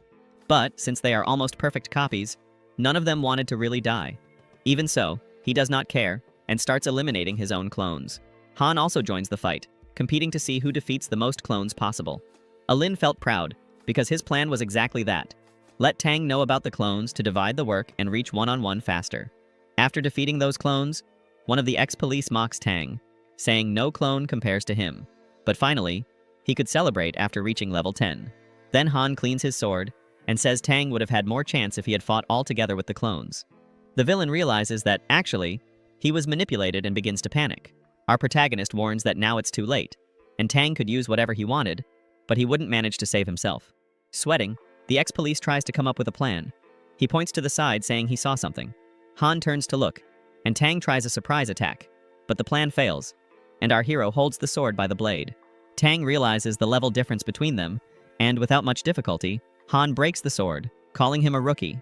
In the last attempt, Tang taunts and challenges him to hand-to-hand combat. Han does not back down.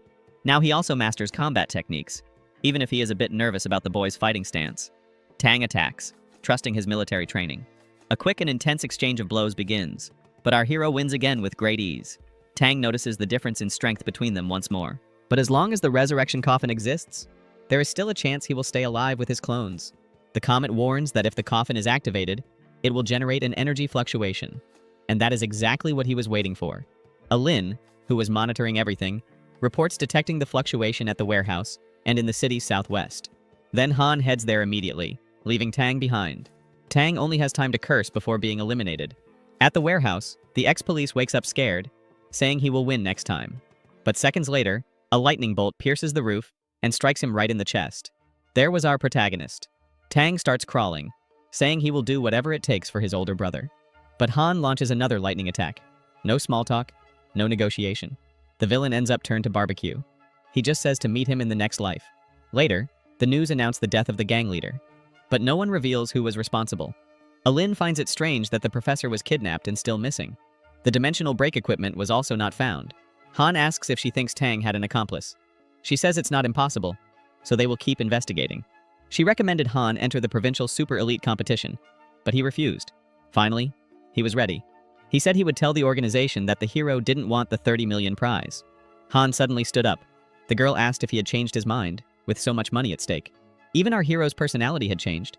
He said he hated staying still, and that he would go even without reward. Lin said goodbye, and went to finish the registration. She wished him a good rest. 30 minutes later, Han was walking around the house dreaming about what he would do with the 30 million in hand. But when he returned to the room, something unexpected had happened. The girl from the thieves' clan was there, waiting for him. She wanted her master's attention. Startled, Han asked how she got in. Embarrassed, she commented on his victory against the Lord of the Abyss. She said it was a huge danger, so she was there. She closed the door, hugged Han from behind, and said she wanted to help her master relax. You already know what kind of relax that is, right? She said she now belonged totally to him, and he could do whatever he wanted with her. Our hero remembered she said she would only do that after marriage. But Shang replied that it was just a formality. They could deal with that later. While looking for the doll, Han remembered the consequences of getting involved with these NPCs. He ended up pushing her, saying she hadn't done anything wrong. He also said she didn't need to sacrifice herself for him. He suggested she return to her family. Shang asked if he really was going to discard her after using her. Our protagonist answered he hadn't used her. He hadn't even done anything with her. He said he never took advantage of the girl. Knowing she wouldn't win by talking, Shang disappeared in seconds. She managed to steal his pants, also took the jacket and the shirt, left our protagonist only in shorts. Finally, she pushed him. Right after, she climbed on top and said she would accept no more excuses. She claimed this was going to happen, whether he wanted it or not. Our protagonist, the scared one, was terrified. He asked if, by any chance, she would kill him after collecting the seed. The girl answered she would never do that. She said that if anyone disrespected him, she herself would face that person. That's when Han understood everything. Her goal was never to steal his essence, so to speak. She only wanted to defeat the Demon Lord. If she was that loyal, maybe she was a good companion. So he decided to give in. Poor guy, right? As if that was something bad. Without holding back, he ended up releasing, leaving Shang crushed. It felt like a mountain had fallen on her. It hurt a lot, but at the same time was comforting. After a while, she couldn't take the hero's staff anymore and asked for a break. But Han refused, saying he was just getting started. He knew deep down she was really enjoying it. After an intense night, Han woke up and realized the girl had disappeared. Still, it was a very relaxing night. Finally, he could do what he wanted without the system interfering. But then he noticed Rin and Ju standing in front of him, staring at him. Han shouted he was now a level 14 boss, and no one could force him to do anything. Lin warned that the system revealed something important during the safe period. His abilities had been sealed. Scared, Han shouted for Lin to save him. The surprise was that when she found out, she was the one who called the two. She even said he had been very naughty the night before. The girls agreed they couldn't take it anymore. Thus began a game among the three that lasted all night. The next day, at the department, Lin asked if he hadn't slept well. Han, not wanting to talk much about it, only asked why she was there. She didn't beat around the bush, and handed over an envelope with information about a new elite competition at the current level. Han didn't understand why she brought that. He thought he was already doing well enough, but Lin thought he was being optimistic and recommended he lose the competition. Reading the document, Han got confused. How the hell was that possible? 35 players from around the world were going to participate, and now he was only in 11th place. Yesterday he was 3rd. That meant many knew how to level up fast. The top 100 in the province were there. But, according to some informants, 21 disappeared mysteriously 2 days ago. For Lin, that indicated experienced players were already killing each other to level up. She said those guys' desire to win was stronger than common sense. That's why the department thought it best for Han to lose. But for him, giving up was even worse than losing. He didn't want to risk his life again since he was already in great danger. Lin warned she was going to report this to the province. The city would stay calm for a while, and Han could take a break to rest. Later, the hero asked about the game bugs. They were still being fixed. Lin suggested doing that more often. However, Han didn't have the energy to work that much. The system tried to help by offering a magic oil with special properties. He got annoyed by that. Suddenly, a man with glasses started attacking Han with a magic skill. Han asked who he was. That was Galim, a level 16 competitor and rank 9 in the province. He was surprised that Tan City's #1 had escaped. At this point, Han finally understood the guy was trying to eliminate him, and that this competitor wanted to reach level 18. Galim confirmed, saying all the city's masters had already been eliminated, and he was aiming for level 18. Han thought it was crazy, people defeating others just to gain points. He realized he wouldn't escape this fight. But what really caught his attention was the enemy's weapon, which despite being simple seemed to have insane power. Without hesitation, Galim charged with everything, swearing to send Han straight to hell. However, our hero summoned his enchanted sword and managed to block. The impact was very destructive. Something was wrong. A normal weapon shouldn't withstand that much. Even stepping back a little, Galim was impressed by the hero's sword full of thunder. Han took the lead and warned the Four Eyes he didn't know who he was dealing with. Galim activated speed mode with his weapon and started running. He created a crazy effect around our hero. He mocked, saying Han wouldn't keep up, that he would be just another stone in his mountain of victims. According to him, no one survived his purple weapon of 1,000 red deaths. But Han activated the legendary armor and blocked everything with extreme ease. Galim was shocked. Now the hero controlled the fight. He identified the real one among the illusions and tried to hit. But Galim fled quickly, confident in his own speed. Galim decided to retreat and come up with a new plan. But he made a mistake. Han, with his complete equipment, was also very fast. With a punch in the enemy's face, the hero showed he wasn't joking. He said Galim chose the wrong person to hunt. After the fight, Lin appeared and interrupted the paramedics to check the criminal's identity. But after taking so many hits, they said not even his mother would recognize his face. Lin said that even if he survived, he would be ruined for life. Nearby, Han was thoughtful and somewhat worn out too. Lin promised to reinforce security, but after this attack, Han changed his mind and decided to enter the competition. Lin asked if he was sure, since there was no turning back. Han didn't want to talk much, but said Galim had other plans besides eliminating him. He said he had already decided. Lin said she would guarantee his spot and deliver the rules. She also offered to send a police car. However, Han ended up refusing. He believed no one would be able to mess with him now. In the sky, a drone watched everything and sent the images to the crazy scientist from before. The scientist realized Han had something special. He was not a normal player. A mysterious man nearby asked if the boy still had some tricks up his sleeve. Apparently, he thought it was better to avoid Han for now to not complicate things. He remembered that both he and Galim had already been defeated. So the plan was to try to recruit him. If he didn't accept, they would use force. With that, the man summoned one of the pieces of the Azuri dragon set, the sacred blade. Now he declared he would need the Azuri dragon's armor and gloves. Later, Lin announced that the tournament organization finally released the rules. The event would start in 3 days. This delay shows that the organizers were also worried about possible trouble. Based on the data, Ju comments that Han will have to play many matches. But since there is no information about the opponents, Ren gets frustrated. There was no way to prepare in advance. Songil suggested hacking the data to try to find the source, but Lin didn't think that was a good idea. Meanwhile, our protagonist decided to focus on the main mission. The notification required all participants to be present early the next morning. From the start of the competition, no one could dare to do anything suspicious. Even so, the tournament would be in Panho, about 4 municipalities away. Lin warns they can't let their guard down. Ju says if anyone tries to mess with Han, they will meet her sword. Both Ren and Sangil offer to go with him. Suddenly, the doorbell starts ringing. Everyone begins to get alert. Lin calls security troops on the radio to find out who is at the door. No answer. She suspects the radio might have been turned off. Han thinks fighting is much easier than making these complex plans, so he decides to go see who is at the door in person. It was a weird clown representing the 8th place of the province. He said he came in his master's name to visit Han. The girls prepare for the worst, thinking it was another attack. But the clown explains he only came to deliver a message. When asked who this master is, he replies that the number is from rank X. The identity of this X is totally mysterious, and not even his level is known. But his official ranking is 1st place. Han goes straight to the point and asks what this X wants from him. The clown answers that Mr. X admires talents like his, and wants the boy to become his apprentice to seal an alliance. Han would have to kneel before the card and become the master's most trusted right hand. Naturally, our hero asks again who he is and why he should kneel. The clown confirms. Then Han simply slams the door in his face, furious. The clown starts ringing the bell non-stop, shouting that if the boy has the courage to compete, he should have the courage to open the door. Suddenly, a bucket of cold water falls right on the clown's head. On the second floor, Han watches from above and says it's good to pour water outside after washing feet. He warns that if the clown doesn't leave now, the next bucket will be boiling. The clown mutters, saying if it's a fight the hero wants, it's a fight he'll have. Lin comments that the clown managed to neutralize 2 security teams alone, and asks if Han isn't afraid of his revenge. But Han isn't sure if the clown will act, but knows that by the competition rules he can be attacked directly. Lin gets even more irritated with the arrogance of this Mr. X for sending 2 subordinates to provoke like that. Changing the subject, Han asks about Galim's condition. Miss Lin replies he is still in critical condition. Han asks her for a favor. Later, the clown, now without makeup, complains to his boss about the boy's arrogance. He asks permission to deal with it his way.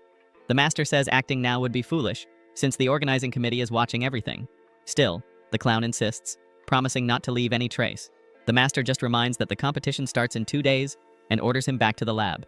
Young asks how the clown intends to kill the boy with so many people watching. X calmly replies he never told the clown to do that. He only told him to come back early. Young understands immediately that if something goes wrong, the master can prove he has nothing to do with the attack. X also comments that the clown's chances of winning are minimal. Young then asks why he let him go.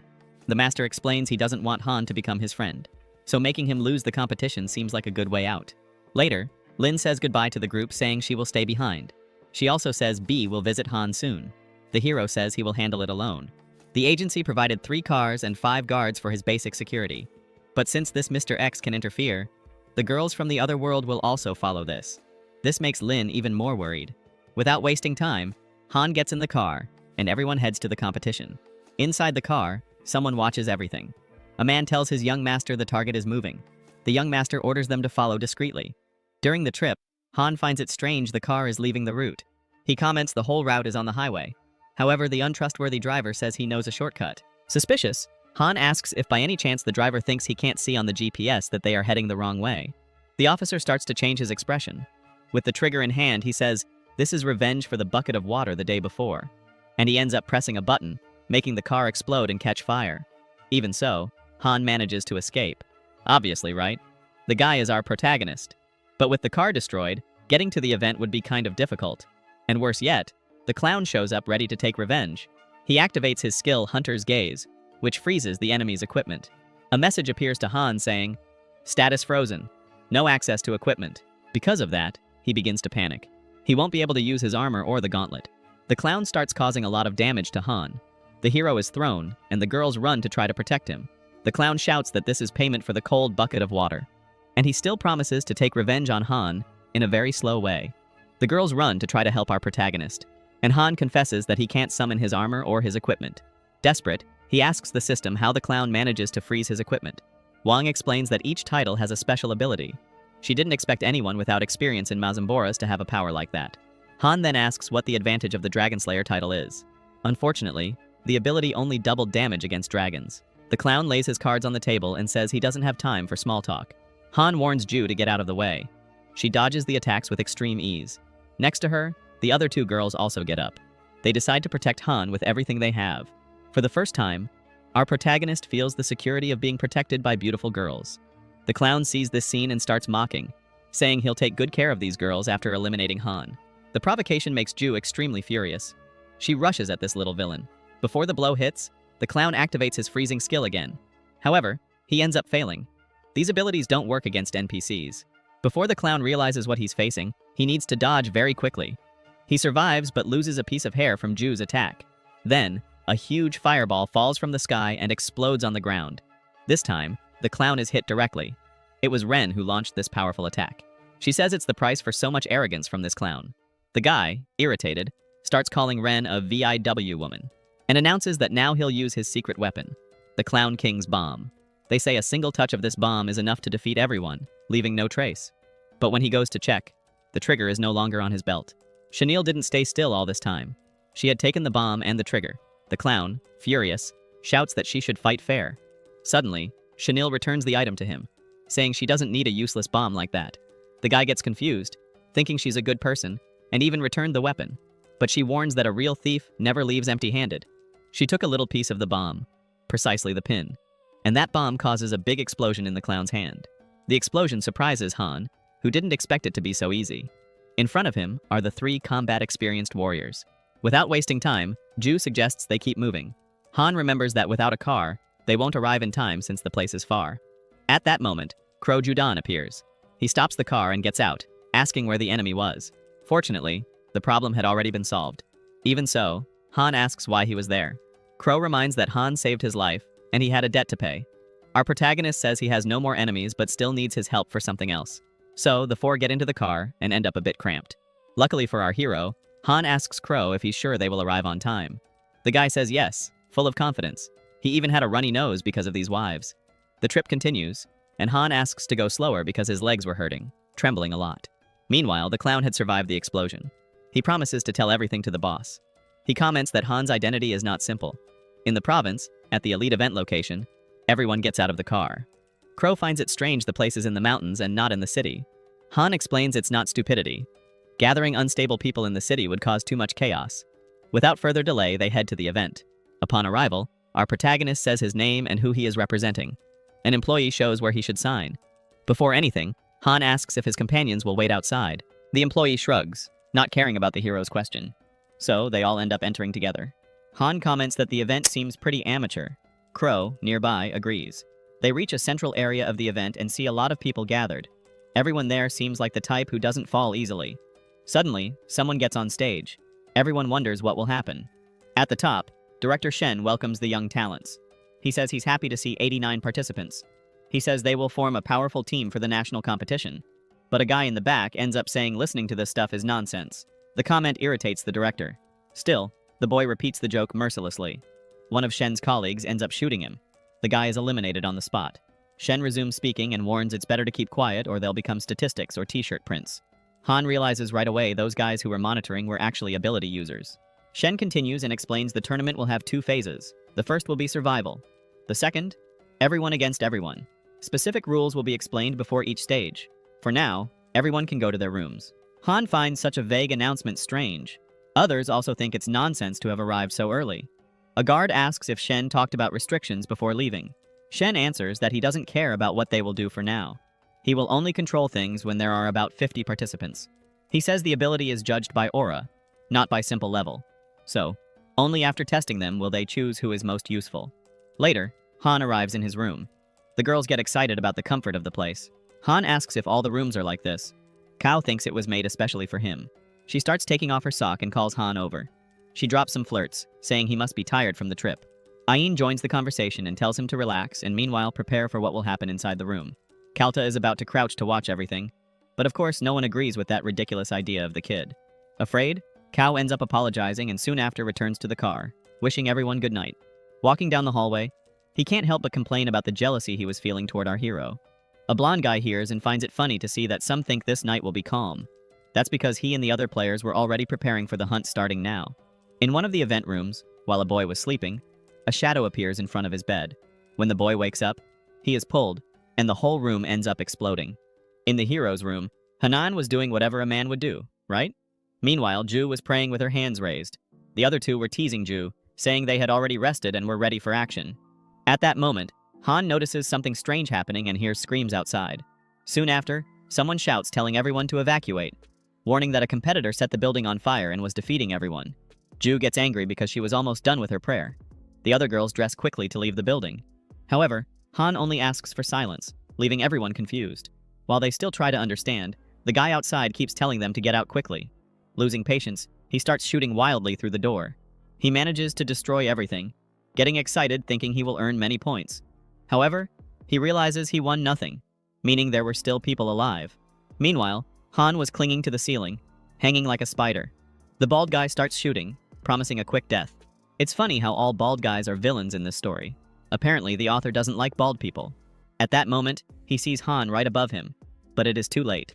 Our protagonist comes down hard and punches him in the face. Ju asks if this guy was an assassin sent by the organizers. Han answers no, because he had seen this guy before and knew he was just another competitor. It seemed the event organizers wanted the players to eliminate each other before the real competition began. Chenille didn't understand well, since before they had forbidden any fights. Now, out of nowhere, they were throwing everyone into a battle royale. Han explains that private fights are different from what the supervisors want to see, and now they want to watch everything up close. This was a battle royale. so the group destroys the cameras that were spying on them. The guard is shocked, but the director finds the scene interesting and even asks what was going on. An employee says that after 12 minutes of fighting, only 74 people remained. The director concludes the competitors are very smart, since only 14 were eliminated so far, even with so many traps. He says he will take a nap and asks to be woken when only 50 remain. Meanwhile, Ju asks why Han was running. He said he wasn't going to wait, and Ren wants to know if they will join the fight too. Han says no, because that's exactly what the commission wants to see. Instead, he plans to go after the manipulators to show who is in charge. In another corridor, two guys are in a ridiculous fight, pulling each other's hair. Han appears and bumps their heads together, making them pass out. A guard watches from afar and tries to understand what Han wanted to do. Since he wasn't fighting anyone and was just going down the stairs, the guard thinks he's just trying to escape. The director decides there's no reason to keep someone who doesn't obey. So he sends the guard to ambush Han and the others on the 4th floor of the East 3 stairs. While going down those stairs, Han comments relieved that they were lucky. Before continuing, something grows on the floor under him. At the same moment, he sees a girl near the collection point, and everyone is shocked. Luckily, he activates his armor in time and manages to dodge. Still, he hits the ceiling and falls to the floor, a little hurt. The girl asks if the armor was still working. Han explains that the automatic danger sensor saved him. Ju shouts, telling whoever is hiding to show up quickly. Unfortunately, the person appears and with a quick move immobilizes Ju by the neck. Han is shocked because this person defeated Ju instantly. Using his head, Han says she wasn't coherent and that if she wanted something, it was with him. But Lang ignores him and throws Ju up, intending to cut her in half. The girl panics, but Han runs at full speed and manages to block that attack. Ju falls into the arms of the other girls, San and Sav. Lang comments that the weapon with light powers was very interesting. Still, a full attack from Han's sword only made Lang retreat a little. Then Han trembles with fear, and Lang realizes that power can't be used many times. He prepares to attack again. Han also charges with everything. After many exchanged blows, Han's sword starts breaking. More hits, and the sword breaks completely, throwing him away. The girl starts losing hope, since now the boy was without a weapon. Lang doesn't waste time and rushes with full force, wanting to finish him. But at the exact moment of the blow, something shines on Han's armor. He is startled by that sudden shine. It was the true body of the golden dragon being activated. In the monitoring room, the director wakes up startled by the noise. He asks what was happening. An employee says there was something above them. The director comments that the others are inexperienced and have never seen the real world. But when he looks at the sky, he is amazed. The green dragon in the sky was only a projection of Han's incredible energy. Still, it was enough to defeat Lang. Still conscious, the guy asks what kind of powerful equipment that was. He looks at Han now with an incredible aura and asks how he could be so strong. Our hero feels what it's like to have a passive ability for the first time and even finds the feeling very good. Shenggu and the other girl get excited with our hero's powerful and cool look.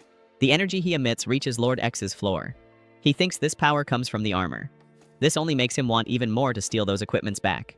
The protagonist comments that almost no one uses those stairs and asks what the ambush was for. The boy explains he received orders to eliminate the hero, but didn't expect him to be harder than the other 12. Riley is surprised and asks if this Lang had already defeated 12 other competitors. He wants to know if his boss was also Lord X. Lang says he doesn't know anything, and that if the hero wants answers, he'll have to defeat him first. He advances to attack, but at the moment of the blow, Han's chest shines brightly. Another dragon is summoned. This time, Lang is defeated for good, lying on the ground, out of combat. With the victory, our protagonist levels up. The girls warn that Ju woke up, even though still weak. Han thinks he needs to end this chaos.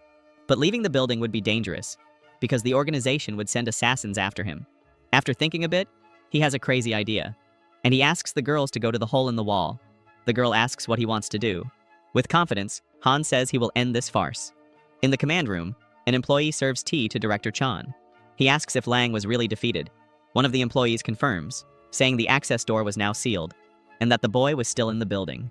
This forces the director to continue with the hunter and prey game, as the director's goal, to reduce the number of competitors. The employees end up applauding, calling him a genius. But then Chan looks out the window and sees a huge explosion. He even becomes desperate. The building was compromised when someone destroyed a support wall. Minutes later, Han sees the super surveillance team arriving. Exactly as he expected, it became clear that everyone was watching, and that the night's event was planned by the event committee. The other competitors were confused, and decided they should not fight in front of the organizers. The question that no one can stop asking is, who destroyed the building's support pillar? The director shouts for the person responsible to present themselves. Han approaches without fear and says he himself did it to evacuate the non-combatants. Chan gets furious and warns that the boy just got into a very serious trouble. The competition should happen in the dorm basement, and if the building falls, the event would be cancelled. The next morning, the competitors gather at the site and stare at Han with some hostility. He tries to explain, saying he did not do it on purpose. Ju comments that Han had not even used his full power. This makes our hero embarrassed. He tells her to shut up. Without further delay, the director and his team appear to start the competition. Chan shoots an angry look at Han. He looks away, and the other competitors there don't even recognize him. In the announcement, the director says luckily the damage was not severe, so the competition would continue normally. Han feels relieved and even says he was desperate. He asks why the director made such a drama. Chan explains that the damage affected the protective magnetic field, which could cause some unexpected danger. A competitor asks if the director can give an example, but Chan says his knowledge of the world is limited, and they cannot list everything. This makes the competitors even more curious about what kind of competition this is, since it seemed very mysterious. With the situation getting out of control, Chan decides to reveal the details. Now, the first stage of the competition will be a tunnel that has existed for almost 100 years. 3 months after the first inspection, strange creatures began to appear there. The government intervened quickly and sealed the cave entrance. According to reports from inside, there are hundreds of otherworldly creatures inside. This is considered the most dangerous place in the world. The competitor's mission is to enter this tunnel, reach the deepest level, and recover purple crystals placed by robots. Only the first 8 to return with the crystals will pass to the next phase. One competitor asks how many crystals there are. The director says there are 16 in total, foreseeing that some losses might happen along the way. Han understands that, in the end, if 8 people come out alive, it will already be a victory. Ren comments that the danger doesn't come only from monsters, but also from the players themselves. A girl questions why the director pretends to have limited knowledge and wants to know the real impact of the cave. Chan replies that the tunnel's structure is abnormal, and the monsters do not come from outside, but from inside the cave. Han asks the systems about secret passages in the tunnel, and the system answers it detected holes between dimensions. Then our protagonist argues with the system about its mistake. It assures that it is already working on a fix. Ju asks what happens if those passages really exist, and Wong explains that Han's attack may have enlarged the holes, allowing the entry of even more dangerous monsters. Everyone notices they are trying to blame others, and she gets nervous, trying to apologize quickly. Still, the competition needs to start now. Before opening the entrance, Chan warns that the cave is fragile, and everyone must move carefully. Most understand this as a direct warning to the hero. The entrance opens, and the competitors are already preparing. Everyone receives a monitoring bracelet to track their vital signs. If someone disappears, they will be considered eliminated. The director wishes good luck and bids the group farewell with chills. Chan orders everyone to spread out, because the competition starts in 3 minutes. Shan comments that 3 minutes are crucial to take positions. Ju, however, feels something is wrong. She thinks the hero will face great danger right at the start. The power he showed made him a target, and since the cave is fragile, any movement can cause a collapse. So the most logical plan would be to eliminate the hero first. The tunnel door ends up closing, and an employee informs the exit is sealed. The director says life and death have been decided, and that from now on, it is every man for himself. He hopes interesting surprises will happen. Inside the cave, a competitor notices the glow on the walls, and another comments it could be some precious mineral. Only 1 minute left to the start. A guy says goodbye and hopes no one will need to kill. A bald man, of course, finds this ironic since the guy was just surviving by luck. Still, the crazy one says times have changed and wishes good luck. Before entering the portal, the competition starts, and in the blink of an eye, everyone disappears. A competitor thinks everyone was prioritizing their own safety, but he finds it strange that someone was walking right in the middle, as if nothing was happening. Very calm. That person was our hero. Without hesitation, he shouts loudly for everyone to hear. Everyone remembers what he was capable of. Taking down a 10-story building was very easy for him. An opponent would also be no problem. He warns that if anyone attacks, they will be buried along with everyone. A competitor asks if he was there to compete or to commit atrocities. No one answers, and the group has to accept that the hero will take control. Some even think he was being too arrogant. While everyone was still deciding what to do, our hero follows his path. He smells something strange and realizes the place was very dense. He needed to find the level soon. Suddenly, he finds the body of a worker. It looked like he had been attacked by a monster. He even had an injury that could indicate the cause of death. While the hero analyzed the body, another monster appears. Before being attacked, the hero dodges. The creature was huge and also very silent. It seems it would be an extremely difficult fight. The system appears and finds it strange to see an HP bar there, since it was a typical forest monster. It comments that it was a game bug. The system even agrees, saying that's right, and still asks for a maximum penetration weapon. The system accepts, in exchange for some rounds outside there. With no choice, our protagonist ends up accepting. This system was a mercenary. She pulls out an equipment card and prepares for the fight. But the new weapon is just a gardening tool that wouldn't be useful. Some kitchen utensils also came, which were also useless for combat. The system warns that the cave's magnetic field is having problems. But even so, it tries to calm our hero, saying monsters like that could be defeated with bare hands. The hero agrees, but only if it was one monster and not dozens coming through the ceiling. Though scared, he prepares to defend. Surprisingly, the frying pan from the cards had some power. Our hero started using it to fight the creature. However, one of the monsters spat an acidic liquid that destroyed the frying pan. Others did the same, and the protagonist activated the armor barrier. The system advises him to retreat from the battle, but our hero activates his blue dragon gauntlet. He didn't want to run from this battle. Meanwhile, another competitor ran happily, having avoided monsters and players. He thought if he stayed alert, nothing bad would happen to him. At that moment, the ceiling collapsed and fell on the poor guy. In the fall, our hero landed on top of that competitor. Because of that, Han even leveled up, without realizing he had crushed the guy. The system shouted for him to stop hesitating and flee quickly. Even without joking, our hero warned those monsters were not easy. At the end of the tunnel, he saw a strange blue light coming closer. But at the last second, he dodged. It was a good decision he made. The energy exploded and destroyed the monsters that were chasing him. The hero commented it was a kind of crazy move. That girl from the beginning appeared, saying she expected to find trouble there. She held a level 18 sword. Her name is Moyang. She asked if Han really wanted to destroy the mine. The hero got annoyed, telling her not to judge him because he was just trying to survive. Without further delay, Moyang attacked with her sword. Han defended and asked if she was really going to ignore his warning. But the girl didn't want to listen. She analyzed and asked if the devastating attack was a passive skill of the armor. It activated when the boy was in danger. So, she decided to end the fight. But before leaving, Han told her not to cause trouble. The hero replied he never intended to. She also warned the hero to be careful, because the deeper they go, the more dangerous the cave becomes. In that case, our protagonist, since he couldn't guarantee, would not accidentally activate his passive skill, making everyone fly. The girl asked what he was suggesting by that. Our hero said he wanted to form a partnership with her, where they could help each other. Moyang didn't look very happy about having to act as his bodyguard, but Han said she wouldn't be a bodyguard. She would only assist him in fighting monsters. Moyang refused, since she imagined our protagonist was weak. At that moment, there was a noise, and the girl asked who it was. Han explained it was a scream from a player, indicating something dangerous was ahead. The person who fell, the victim, was running and screaming for someone to appear and help. However, he was cut in half along with several others by a huge fire dragon. One of the unlucky men who ended up there also tried to use his skills to kill the monsters, but the attack only revealed his location and brought the dragon there to attack them. Faced with this, our protagonist and the girl watched hidden behind a rock. The monster then revealed itself as a blood-winged dragon, level 15. Its roar alone was enough to make both players cover their ears in pain. In that case, our hero suggested they take another path, but the girl was determined to try. He asked if she was crazy and hadn't seen the man cut in half by the dragon. However, all she said before leaving was that her decisions were none of our hero's business. As she advanced, she activated her title, Silent Night Reaper, which increased her attack speed by 50%. This surprised the hero, who didn't know she also had a title. The system explained this is normal for players at that level. While the winged dragon finished its last meal, the girl left to perform a stealth attack. However, something very wrong was about to happen. The girl was getting into big trouble. Her suspicion proved right, since the attack didn't even scratch that monster's skin. Faced with this, the creature became deeply enraged and began roaring, releasing very strong energy. This even destroyed the girl's armor. Then, she changed strategy, activating her other title called Empress's Sixth Sense. This allowed her to sense enemy attacks 1 second in advance.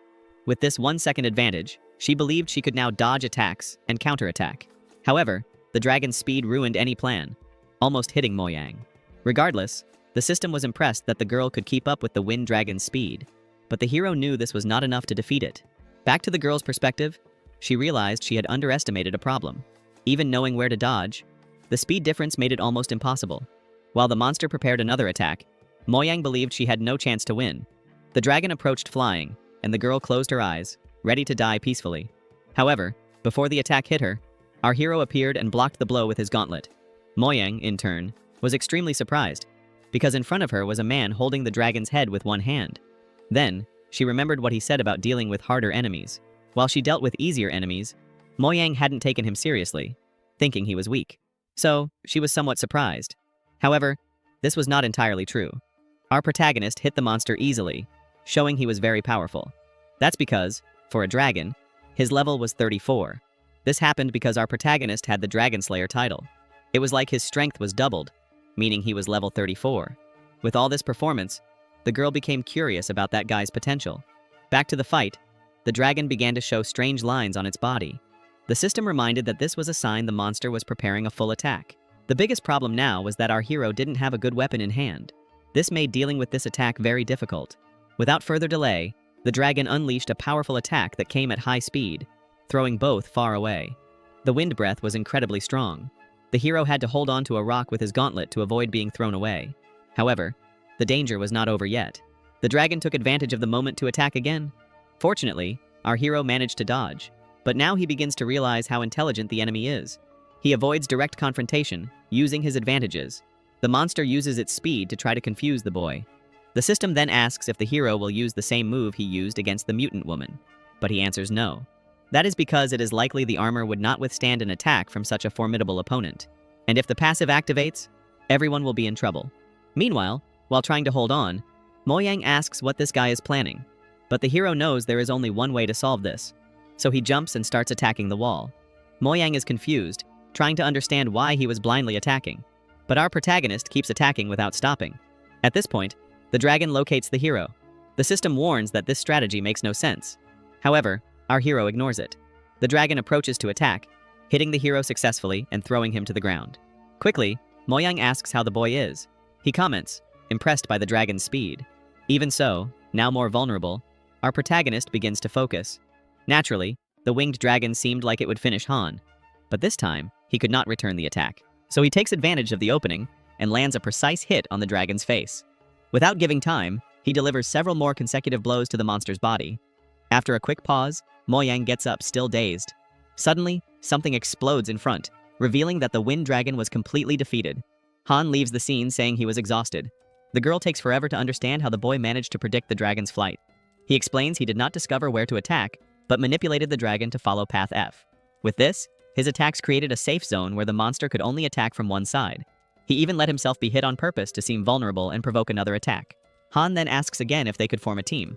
Now, she starts seeing him with different eyes, as the true warrior, and realizes he is very good.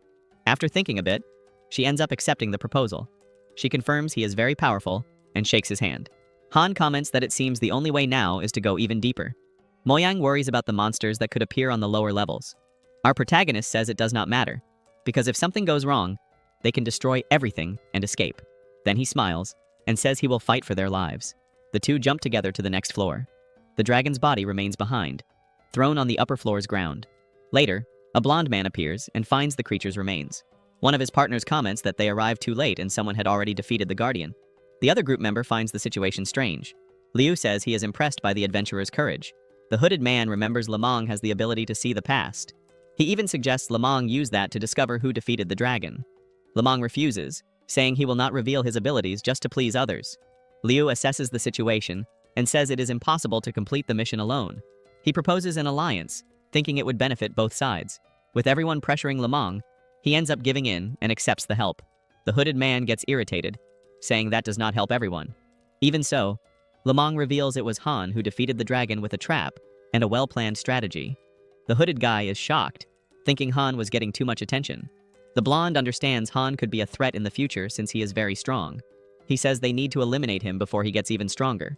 Lemong also says Han teamed up with another competitor. They jump together into the hole to the next level.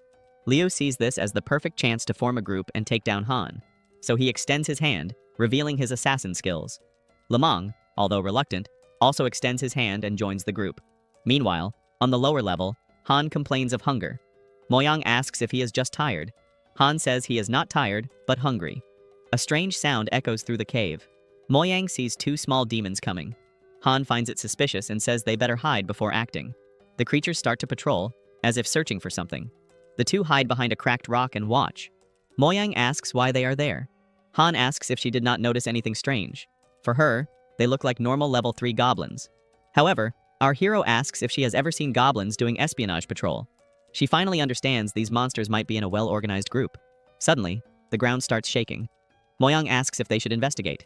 Han's answer is quick, saying there is no time for that now. Her curiosity starts to increase when she notices his clothes regenerate very fast. His explanation is that it is caused by a special item. At that moment, a strange movement catches his attention. The armor activates automatically without him doing anything. Moyoung's reaction is immediate, wanting to know why he activated that equipment. The answer surprises. He says it was not intentional. The dragon armor acts alone when it detects danger. Moyoung's whole body goes on alert, realizing something was wrong. Uneasiness takes over and she demands to know what is happening. A firm gesture from Han asks for silence. A huge creature was passing very close, bringing maximum tension. The hiding works, and the monster leaves without noticing their presence. Han confesses he did not even know the armor was capable of doing something like that. Quite scared, she asks what the hell kind of monster that was. He also did not really know what that was, and said it was better to get closer to understand. Her reaction is pure indignation, thinking he is crazy for trying something so risky. Han emphasizes that the deeper they go, the worse it will get. Better to take advantage now to gain experience. His observation is logical. Since the monster did not see them, it must have low perception. He asks Moyoung to proceed carefully, and add that if it goes bad, they just have to run. With a deep sigh, she accepts and goes along. In another part of the tunnel, inside the assassin group, Liu comments that he has a bad feeling. He says Han must be nearby and has probably already defeated the small monsters they found. The hooded man suggests that maybe the tunnel split and they are on the wrong path. Liu asks if Liu is implying that Han led them there on purpose to deal with the goblins. Before he finishes speaking, a fireball hits the blonde's face, leaving the group in shock. In front of the two remaining assassins, an armored monster appears. They realize it's not Han, and begin to understand the size of the problem they got into. Without thinking much, the assassin advances, activating his snakeskin ability. With his speed, he believes defeating the monster will be easy. However, this monster aims precisely and launches a burst of energy. The boy is defeated instantly, being the second to fall before the creature. Leo decides to act and uses his magic ring to cast a healing spell. He manages to restore the assassin's state, but the situation remains terrible. One is on the ground and the other doesn't have enough power to face the monster from afar. Han watches everything with Moyoung. She says if they join the fight, they will also die. Han finds it strange that such a powerful monster uses such a flashy attack and still can't defeat the enemy. Moyoung asks if he means the monster just makes noise. Han explains he thinks the monster is still hiding its true strength. Then the girl changes the subject and asks where Han got the popcorn he was eating. The assassin gets up and asks the mage what they will do now. Leo replies that since there is no chance, he will support while the hooded one attacks. Then the guy activates the ring's power and sends his partner to advance. The other competitor says he's counting on him. With that, the monster fires another burst of blue energy. The mage opens portals in front of his companion, blocking the attacks. Moyoung comments that their teamwork seems to be working. Our hero agrees and says this will force the monster to show more power. The assassin prepares to attack, asking if the monster will keep thinking it's strong. Before the strike, the creature places its hands on the ground and changes the terrain. Stone spikes appear and cause huge damage to the guy. The mage panics upon seeing the enemy has two types of power. Moyoung also realizes they are facing a really dangerous enemy. She understands that creature was just waiting for the right moment to show everything it could do. Suddenly, Han calls the system. The girl asks what he needed. Our hero says he needed something useful from the treasure since he didn't want to depend on luck. The system answers it only found one good item, a fusion furnace, capable of combining two weapons into a stronger one. It wasn't exactly a weapon, but Han understands it could be useful. The system asks how he will use it since he doesn't have any weapon. Han asks if he can use it with any other item. Moyoung confirms, but still wonders where he will get those weapons. Our hero smiles and says he has a volunteer right in front of him. In the middle of the fight, the mage panics, thinking he will be defeated at that moment. Before passing out, the assassin tells his partner to run away. Out of nowhere, Han appears and introduces himself, leaving the mage terrified. Moyoung wonders what that crazy guy was doing going there. The assassin asks to be saved, saying he could be useful. Han says he will think about it if they hand over all the weapons. The hooded man warns that even handing them over, Han won't be able to use them. However, our hero replies they shouldn't worry about that. The blonde guy named Feng wakes up from the faint and accepts the deal. The mage begs for the help to come quickly. The noise attracts the monsters, making the assassin panic. Then they end up throwing some item medals to Han. 3 of them are grade A, a demon slayer sword, a moonblade, and a star hunter axe. Han finds all of this very disappointing for not having any grade S item. Leo then throws his last card, which was an underworld sucking sword. Finally, our hero is satisfied. Meanwhile, the man screams and his partner holds firm, preparing to return to the fight. But the mage, alone in the combat zone, is defeated. Han calmly comments that the monster was already coming. With no choice, the assassin hands over the Grade A items and the Grade S weapon. All his belongings are given. The protagonist declares there is nothing left to worry about. This is the moment to witness a miracle. With a new surge of energy, the monster prepares a powerful active attack capable of sealing the entire cave. Han prepares for battle with his new weapon, cutting all the spikes that rose from the ground. The other crazy guy watching this regains hope. The received weapon is named Fallen God and has Grade S. The hero comments he already liked it a lot. Faced with so much power, the girl wonders why this guy hadn't used this sword before. Even with a decent weapon, our protagonist knew he needed to act carefully because of the level difference. He even decides to test the sword with a precise strike. The monster freezes completely. The hunched man cheers at the battle turning in their favor. But, as expected, the monster breaks free from the ice easily. Something suggests it is now getting even harder to defeat. Surrounded by flaming energy, the monster forges a lava weapon. The hero thinks this is all way too much. Without hesitation, the enemy attacks with spear techniques, creating a lava wave. Feng shouts thinking they are doomed, and the hero asks him not to say such things so soon, as they can still win. His ice mastery is released to intercept the lava. The waves collide and a large stone blocks the monster's view. From inside it, an ice spike pierces the creature's chest. Everything happens as planned by the hero. The celebration is brief, as the monster is still standing. Its expression is now much more frightening. The heroes ask the system for information about the creature, and the answer reveals it changed attribute to metal. The game had gotten out of control, and the monster became independent, no longer needing to follow system rules. A quick charge comes straight at the hero, who defends with all his might. He knows he cannot afford to get hit. Then the system laments that a weakness still needs to be found, as they won't win without it. No game character is completely vulnerable. Back at the place where the assassin was trapped, he finds it strange that his companion's strength was fading. Leo suddenly faints, leaving the other confused. The mage admits he's feeling his strength disappearing little by little, and the guy even starts to notice the same happening to him. Our protagonist hears the conversation about their weakness and asks the system if there's any item that can help his companions. Wang quickly pulls out 3 purifying waters from the inventory. Our protagonist shouts, calling the young girl. The girl appears, asking what she needs to do. In response, he throws the purifying waters, leaving the girl confused. He then explains he discovered the monster's weakness and needs Moyang to make the 3 of them drink the vials in 20 seconds. The monster breaks free once more from the ice prison, and the girl fulfills her mission, delivering the vials to the warriors. The hooded guy asks if this is really going to work, and the hero explains the monster must be draining their strength to grow stronger. The creature changes its attributes again and attacks with fire. The hooded guy panics and wonders how they're going to defend.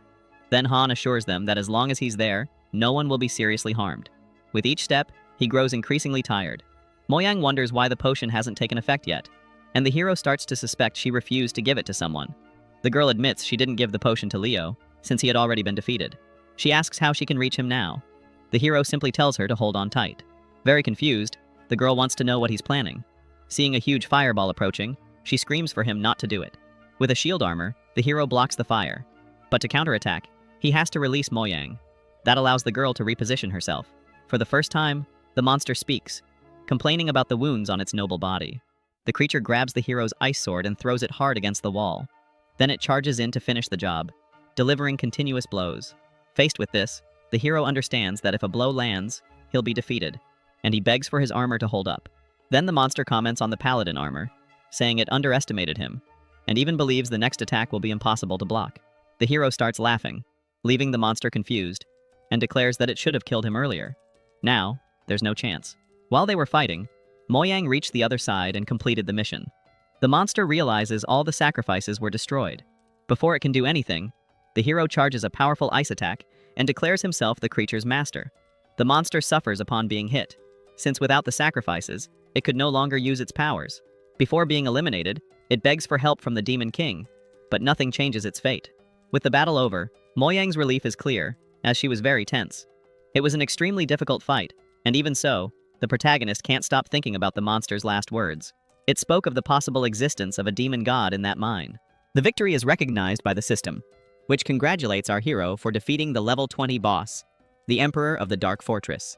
A new window appears, asking the boy to choose who will receive the battle experience. Confusion takes over the hero, and Moyang explains that the other group was detected in the battle, but since they weren't registered, The final blow is what counts. That is, this meant that even forming a team afterward, it's still possible to share the experience. Hearing Han say there's still something to gain, the three warriors get excited. Like a true trickster, Han twists the system's explanations and says only registered teams can share the experience. Even so, the three don't mind and thank him for the help, acknowledging that their lives were saved. The girl comments that it's a shame they didn't meet earlier, and the guys pay tribute to the new sister-in-law, which makes her furious. Moyang thinks the three are very proactive and decides to form a real team. Naturally, no one refuses, and everyone gets excited about the idea. Despite the excitement, the system informs that one more person is needed to complete the group. Moyang offers to join the group too, and the guys accept, calling her sister-in-law again. She replies coldly, making it clear they should stop. Changing the subject, she asks if the hero knows the team formation rules, and he admits he doesn't. She explains that forming a team and joining a guild are different things. Guilds are free and can be dissolved, but teams have stricter rules. Within a team, no one can attack each other without suffering penalties. Also, no one can leave for less than 3 months, which Han thinks is great. There's also synergy among members, with accumulation bonuses and penalties if someone is eliminated. Our protagonist thinks that's a great way to increase combat power. Even with 4 people, Moyang says they're still weak compared to him. She asks what our hero will do when he goes deeper into the mine. He says he'll help as much as possible while leveling up. The other 2 say they might even lose on purpose just to ensure his victory. The hero praises their efforts in the fight against the Emperor, saying they were essential. Moyang doesn't fully agree, but the 3 are moved by being recognized. The girl decides it's not worth arguing with such an optimistic and stubborn ally. Han activates level distribution and everyone levels up. Mu goes straight to level 20, and the hero reaches level 22. Liu is impressed by this growth. The assassin realizes how arrogant they were being. Even so, the girl complains to the hero for distributing the levels like that. She points out he could have gone past level 25. He doesn't care much and says there are still stronger monsters ahead, so they better prepare. On the way, someone suggests they should pick a name for the group. Han replies that he'll think about it later. In another region, Zal observes the group and agrees with the rules that prevent internal betrayals. X asks how many survivors are left. The professor says there were 514 remaining and only 18 left. The closer to the bottom of the mine, the greater the losses. It was hard to imagine if anyone would make it out alive. This group was now the last hope. If they fail, some special resource will need to be used. Suddenly, someone nervously asks if something is wrong with one of the players. A competitor appears at the bottom of the mine. A portal forms and someone steps out of it. The mage starts boasting about his ability to teleport up to 1,000 meters. But soon something catches his attention, leaving the guy confused. Back with the initial group, some goblins cross their path. Full of confidence, he mocks the weak monsters that dare face them. After some time searching, they still haven't found the passage to the next floor. Moyang suggests they might need to create their own path. The situation is worrying. With so many splits, it was hard to choose which way to go. Then Liu asks what the mage is doing. Just stretching, he replies that, being the mage, he's the best suited to find the exit. Then he asks if they forgot his nickname and dashes off, declaring himself the Sonic Assassin. He even promises to come back and call the others once he finds the way. The hero is puzzled and asks what happened. Then they explain that he fell into a hole. The group proceeds to the passage where the assassin had fallen, shouting for him. Moyang notices that the barricade in the area was recently placed to hide the entrance. Luckily, time wore down the structure and it broke from the assassin's speed. The guy criticizes the sportsmanship of the other players. Even so, the blonde guy says to hurry and find their companion. The hero feels something strange and the others ask, "What was that?" With hesitation, he points out that the hole marks were made recently. It even looked like machine work, which was very strange. The guy there agrees, saying it looks like mechanical excavation, but no competitor would bring something like that. So, wow. He also finds it unlikely someone brought this kind of equipment to a place like this. In another area, Liubo, level 16, walks calmly until he's ambushed by stealth spiders. He activates his ability, turning his hand into a drill, and eliminates them all. Suddenly, the poisonous spider appears in the cave, level 18. So the guy worries about having found the floor boss too quickly. Even so, he activates his armor, turning his entire body into metal drills, and charges forward, saying that no matter the type of monster, it can always be pierced. At the same time, the blonde guy wakes up after a fall during the search for the passage. The group's cheerful voices approach, happy to have found him. But he shouts for no one to come down where he is. He didn't have time to explain why. At that moment, the ground collapses again due to loose excavation rocks. But nothing worse happens. The blonde guy tells his partner to run so they can move on. As soon as everyone regroups, the hero calls for attention, saying whoever is digging must be nearby. Mu changes focus and warns she smells a strong scent of red liquid. Upon investigation, they end up finding Liubo defeated. Some monsters talk, impressed by his strength. Even so, the level 24 priest still hasn't found the mage the Emperor ordered him to seek. Vinebone, level 22, complains about the holes Liubo left in his body, and Mushroom tells him to shut up, saying he'll heal soon. Suddenly, the priest senses someone approaching and becomes alert. Vinebone finds it strange since he doesn't feel anything. The priest starts to think maybe he's imagining things. He says he'll go back to looking for the mage, but the assassin appears behind him. In a single strike, he attacks both monsters forcefully, and Vinebone finally realizes there really was someone there. The other guy gets annoyed for not finishing them off immediately, and wastes no time returning to the fight, attacking repeatedly and destroying the monster. The blonde guy mocks the companion, saying he knew he couldn't handle it. Even so, he insists he helped with the victory and refuses to admit defeat. The hero thanks the mage for warning about the demons. Yulio explains that his soul stabilizer ring always warns when danger is near. The ring's gem starts to glow again, leaving Lu confused. He suggests the item might be defective since it didn't glow against the Emperor, but the guy insists the ring never fails. At that moment, Vinebone appears behind Liu and asks if they were the ones who defeated the Emperor. Chaos erupts before they can react, and the monster captures the three warriors with extreme speed. The hero reacts and asks Moyang to rescue the boys while he holds off the creature. With a sword attack, he freezes the monster, and Moyang uses the opening to free the warriors. He throws Liu far away, since he was more injured, and manages to catch him. The monster starts breaking the ice little by little, and the hero launches freezing spikes that pierce the enemy. The monster's arms are torn off, and his chest is full of holes. Han promises to make the monster pay tenfold for hurting his friend. Meanwhile, Lu heals Chan's wounds. The monster screams, calling Han a brat, and is hit again by ice blades, feeling intense pain. The hero says that since the creature keeps regenerating, he'll keep it trapped. Unable to take more, Vinebone screams for help from Mushroom. Han realizes he forgot about the presence of the second monster. Analyzing the aura, he senses it's an extremely dangerous enemy, but by then, it was too late to escape. The priest joins the fight and says the show is about to begin. They don't understand how the two monsters were still alive. Mushroom attacks with magic, causing intense pain to everyone. The priest warns that they've all been infected. Han appears behind him without anyone noticing.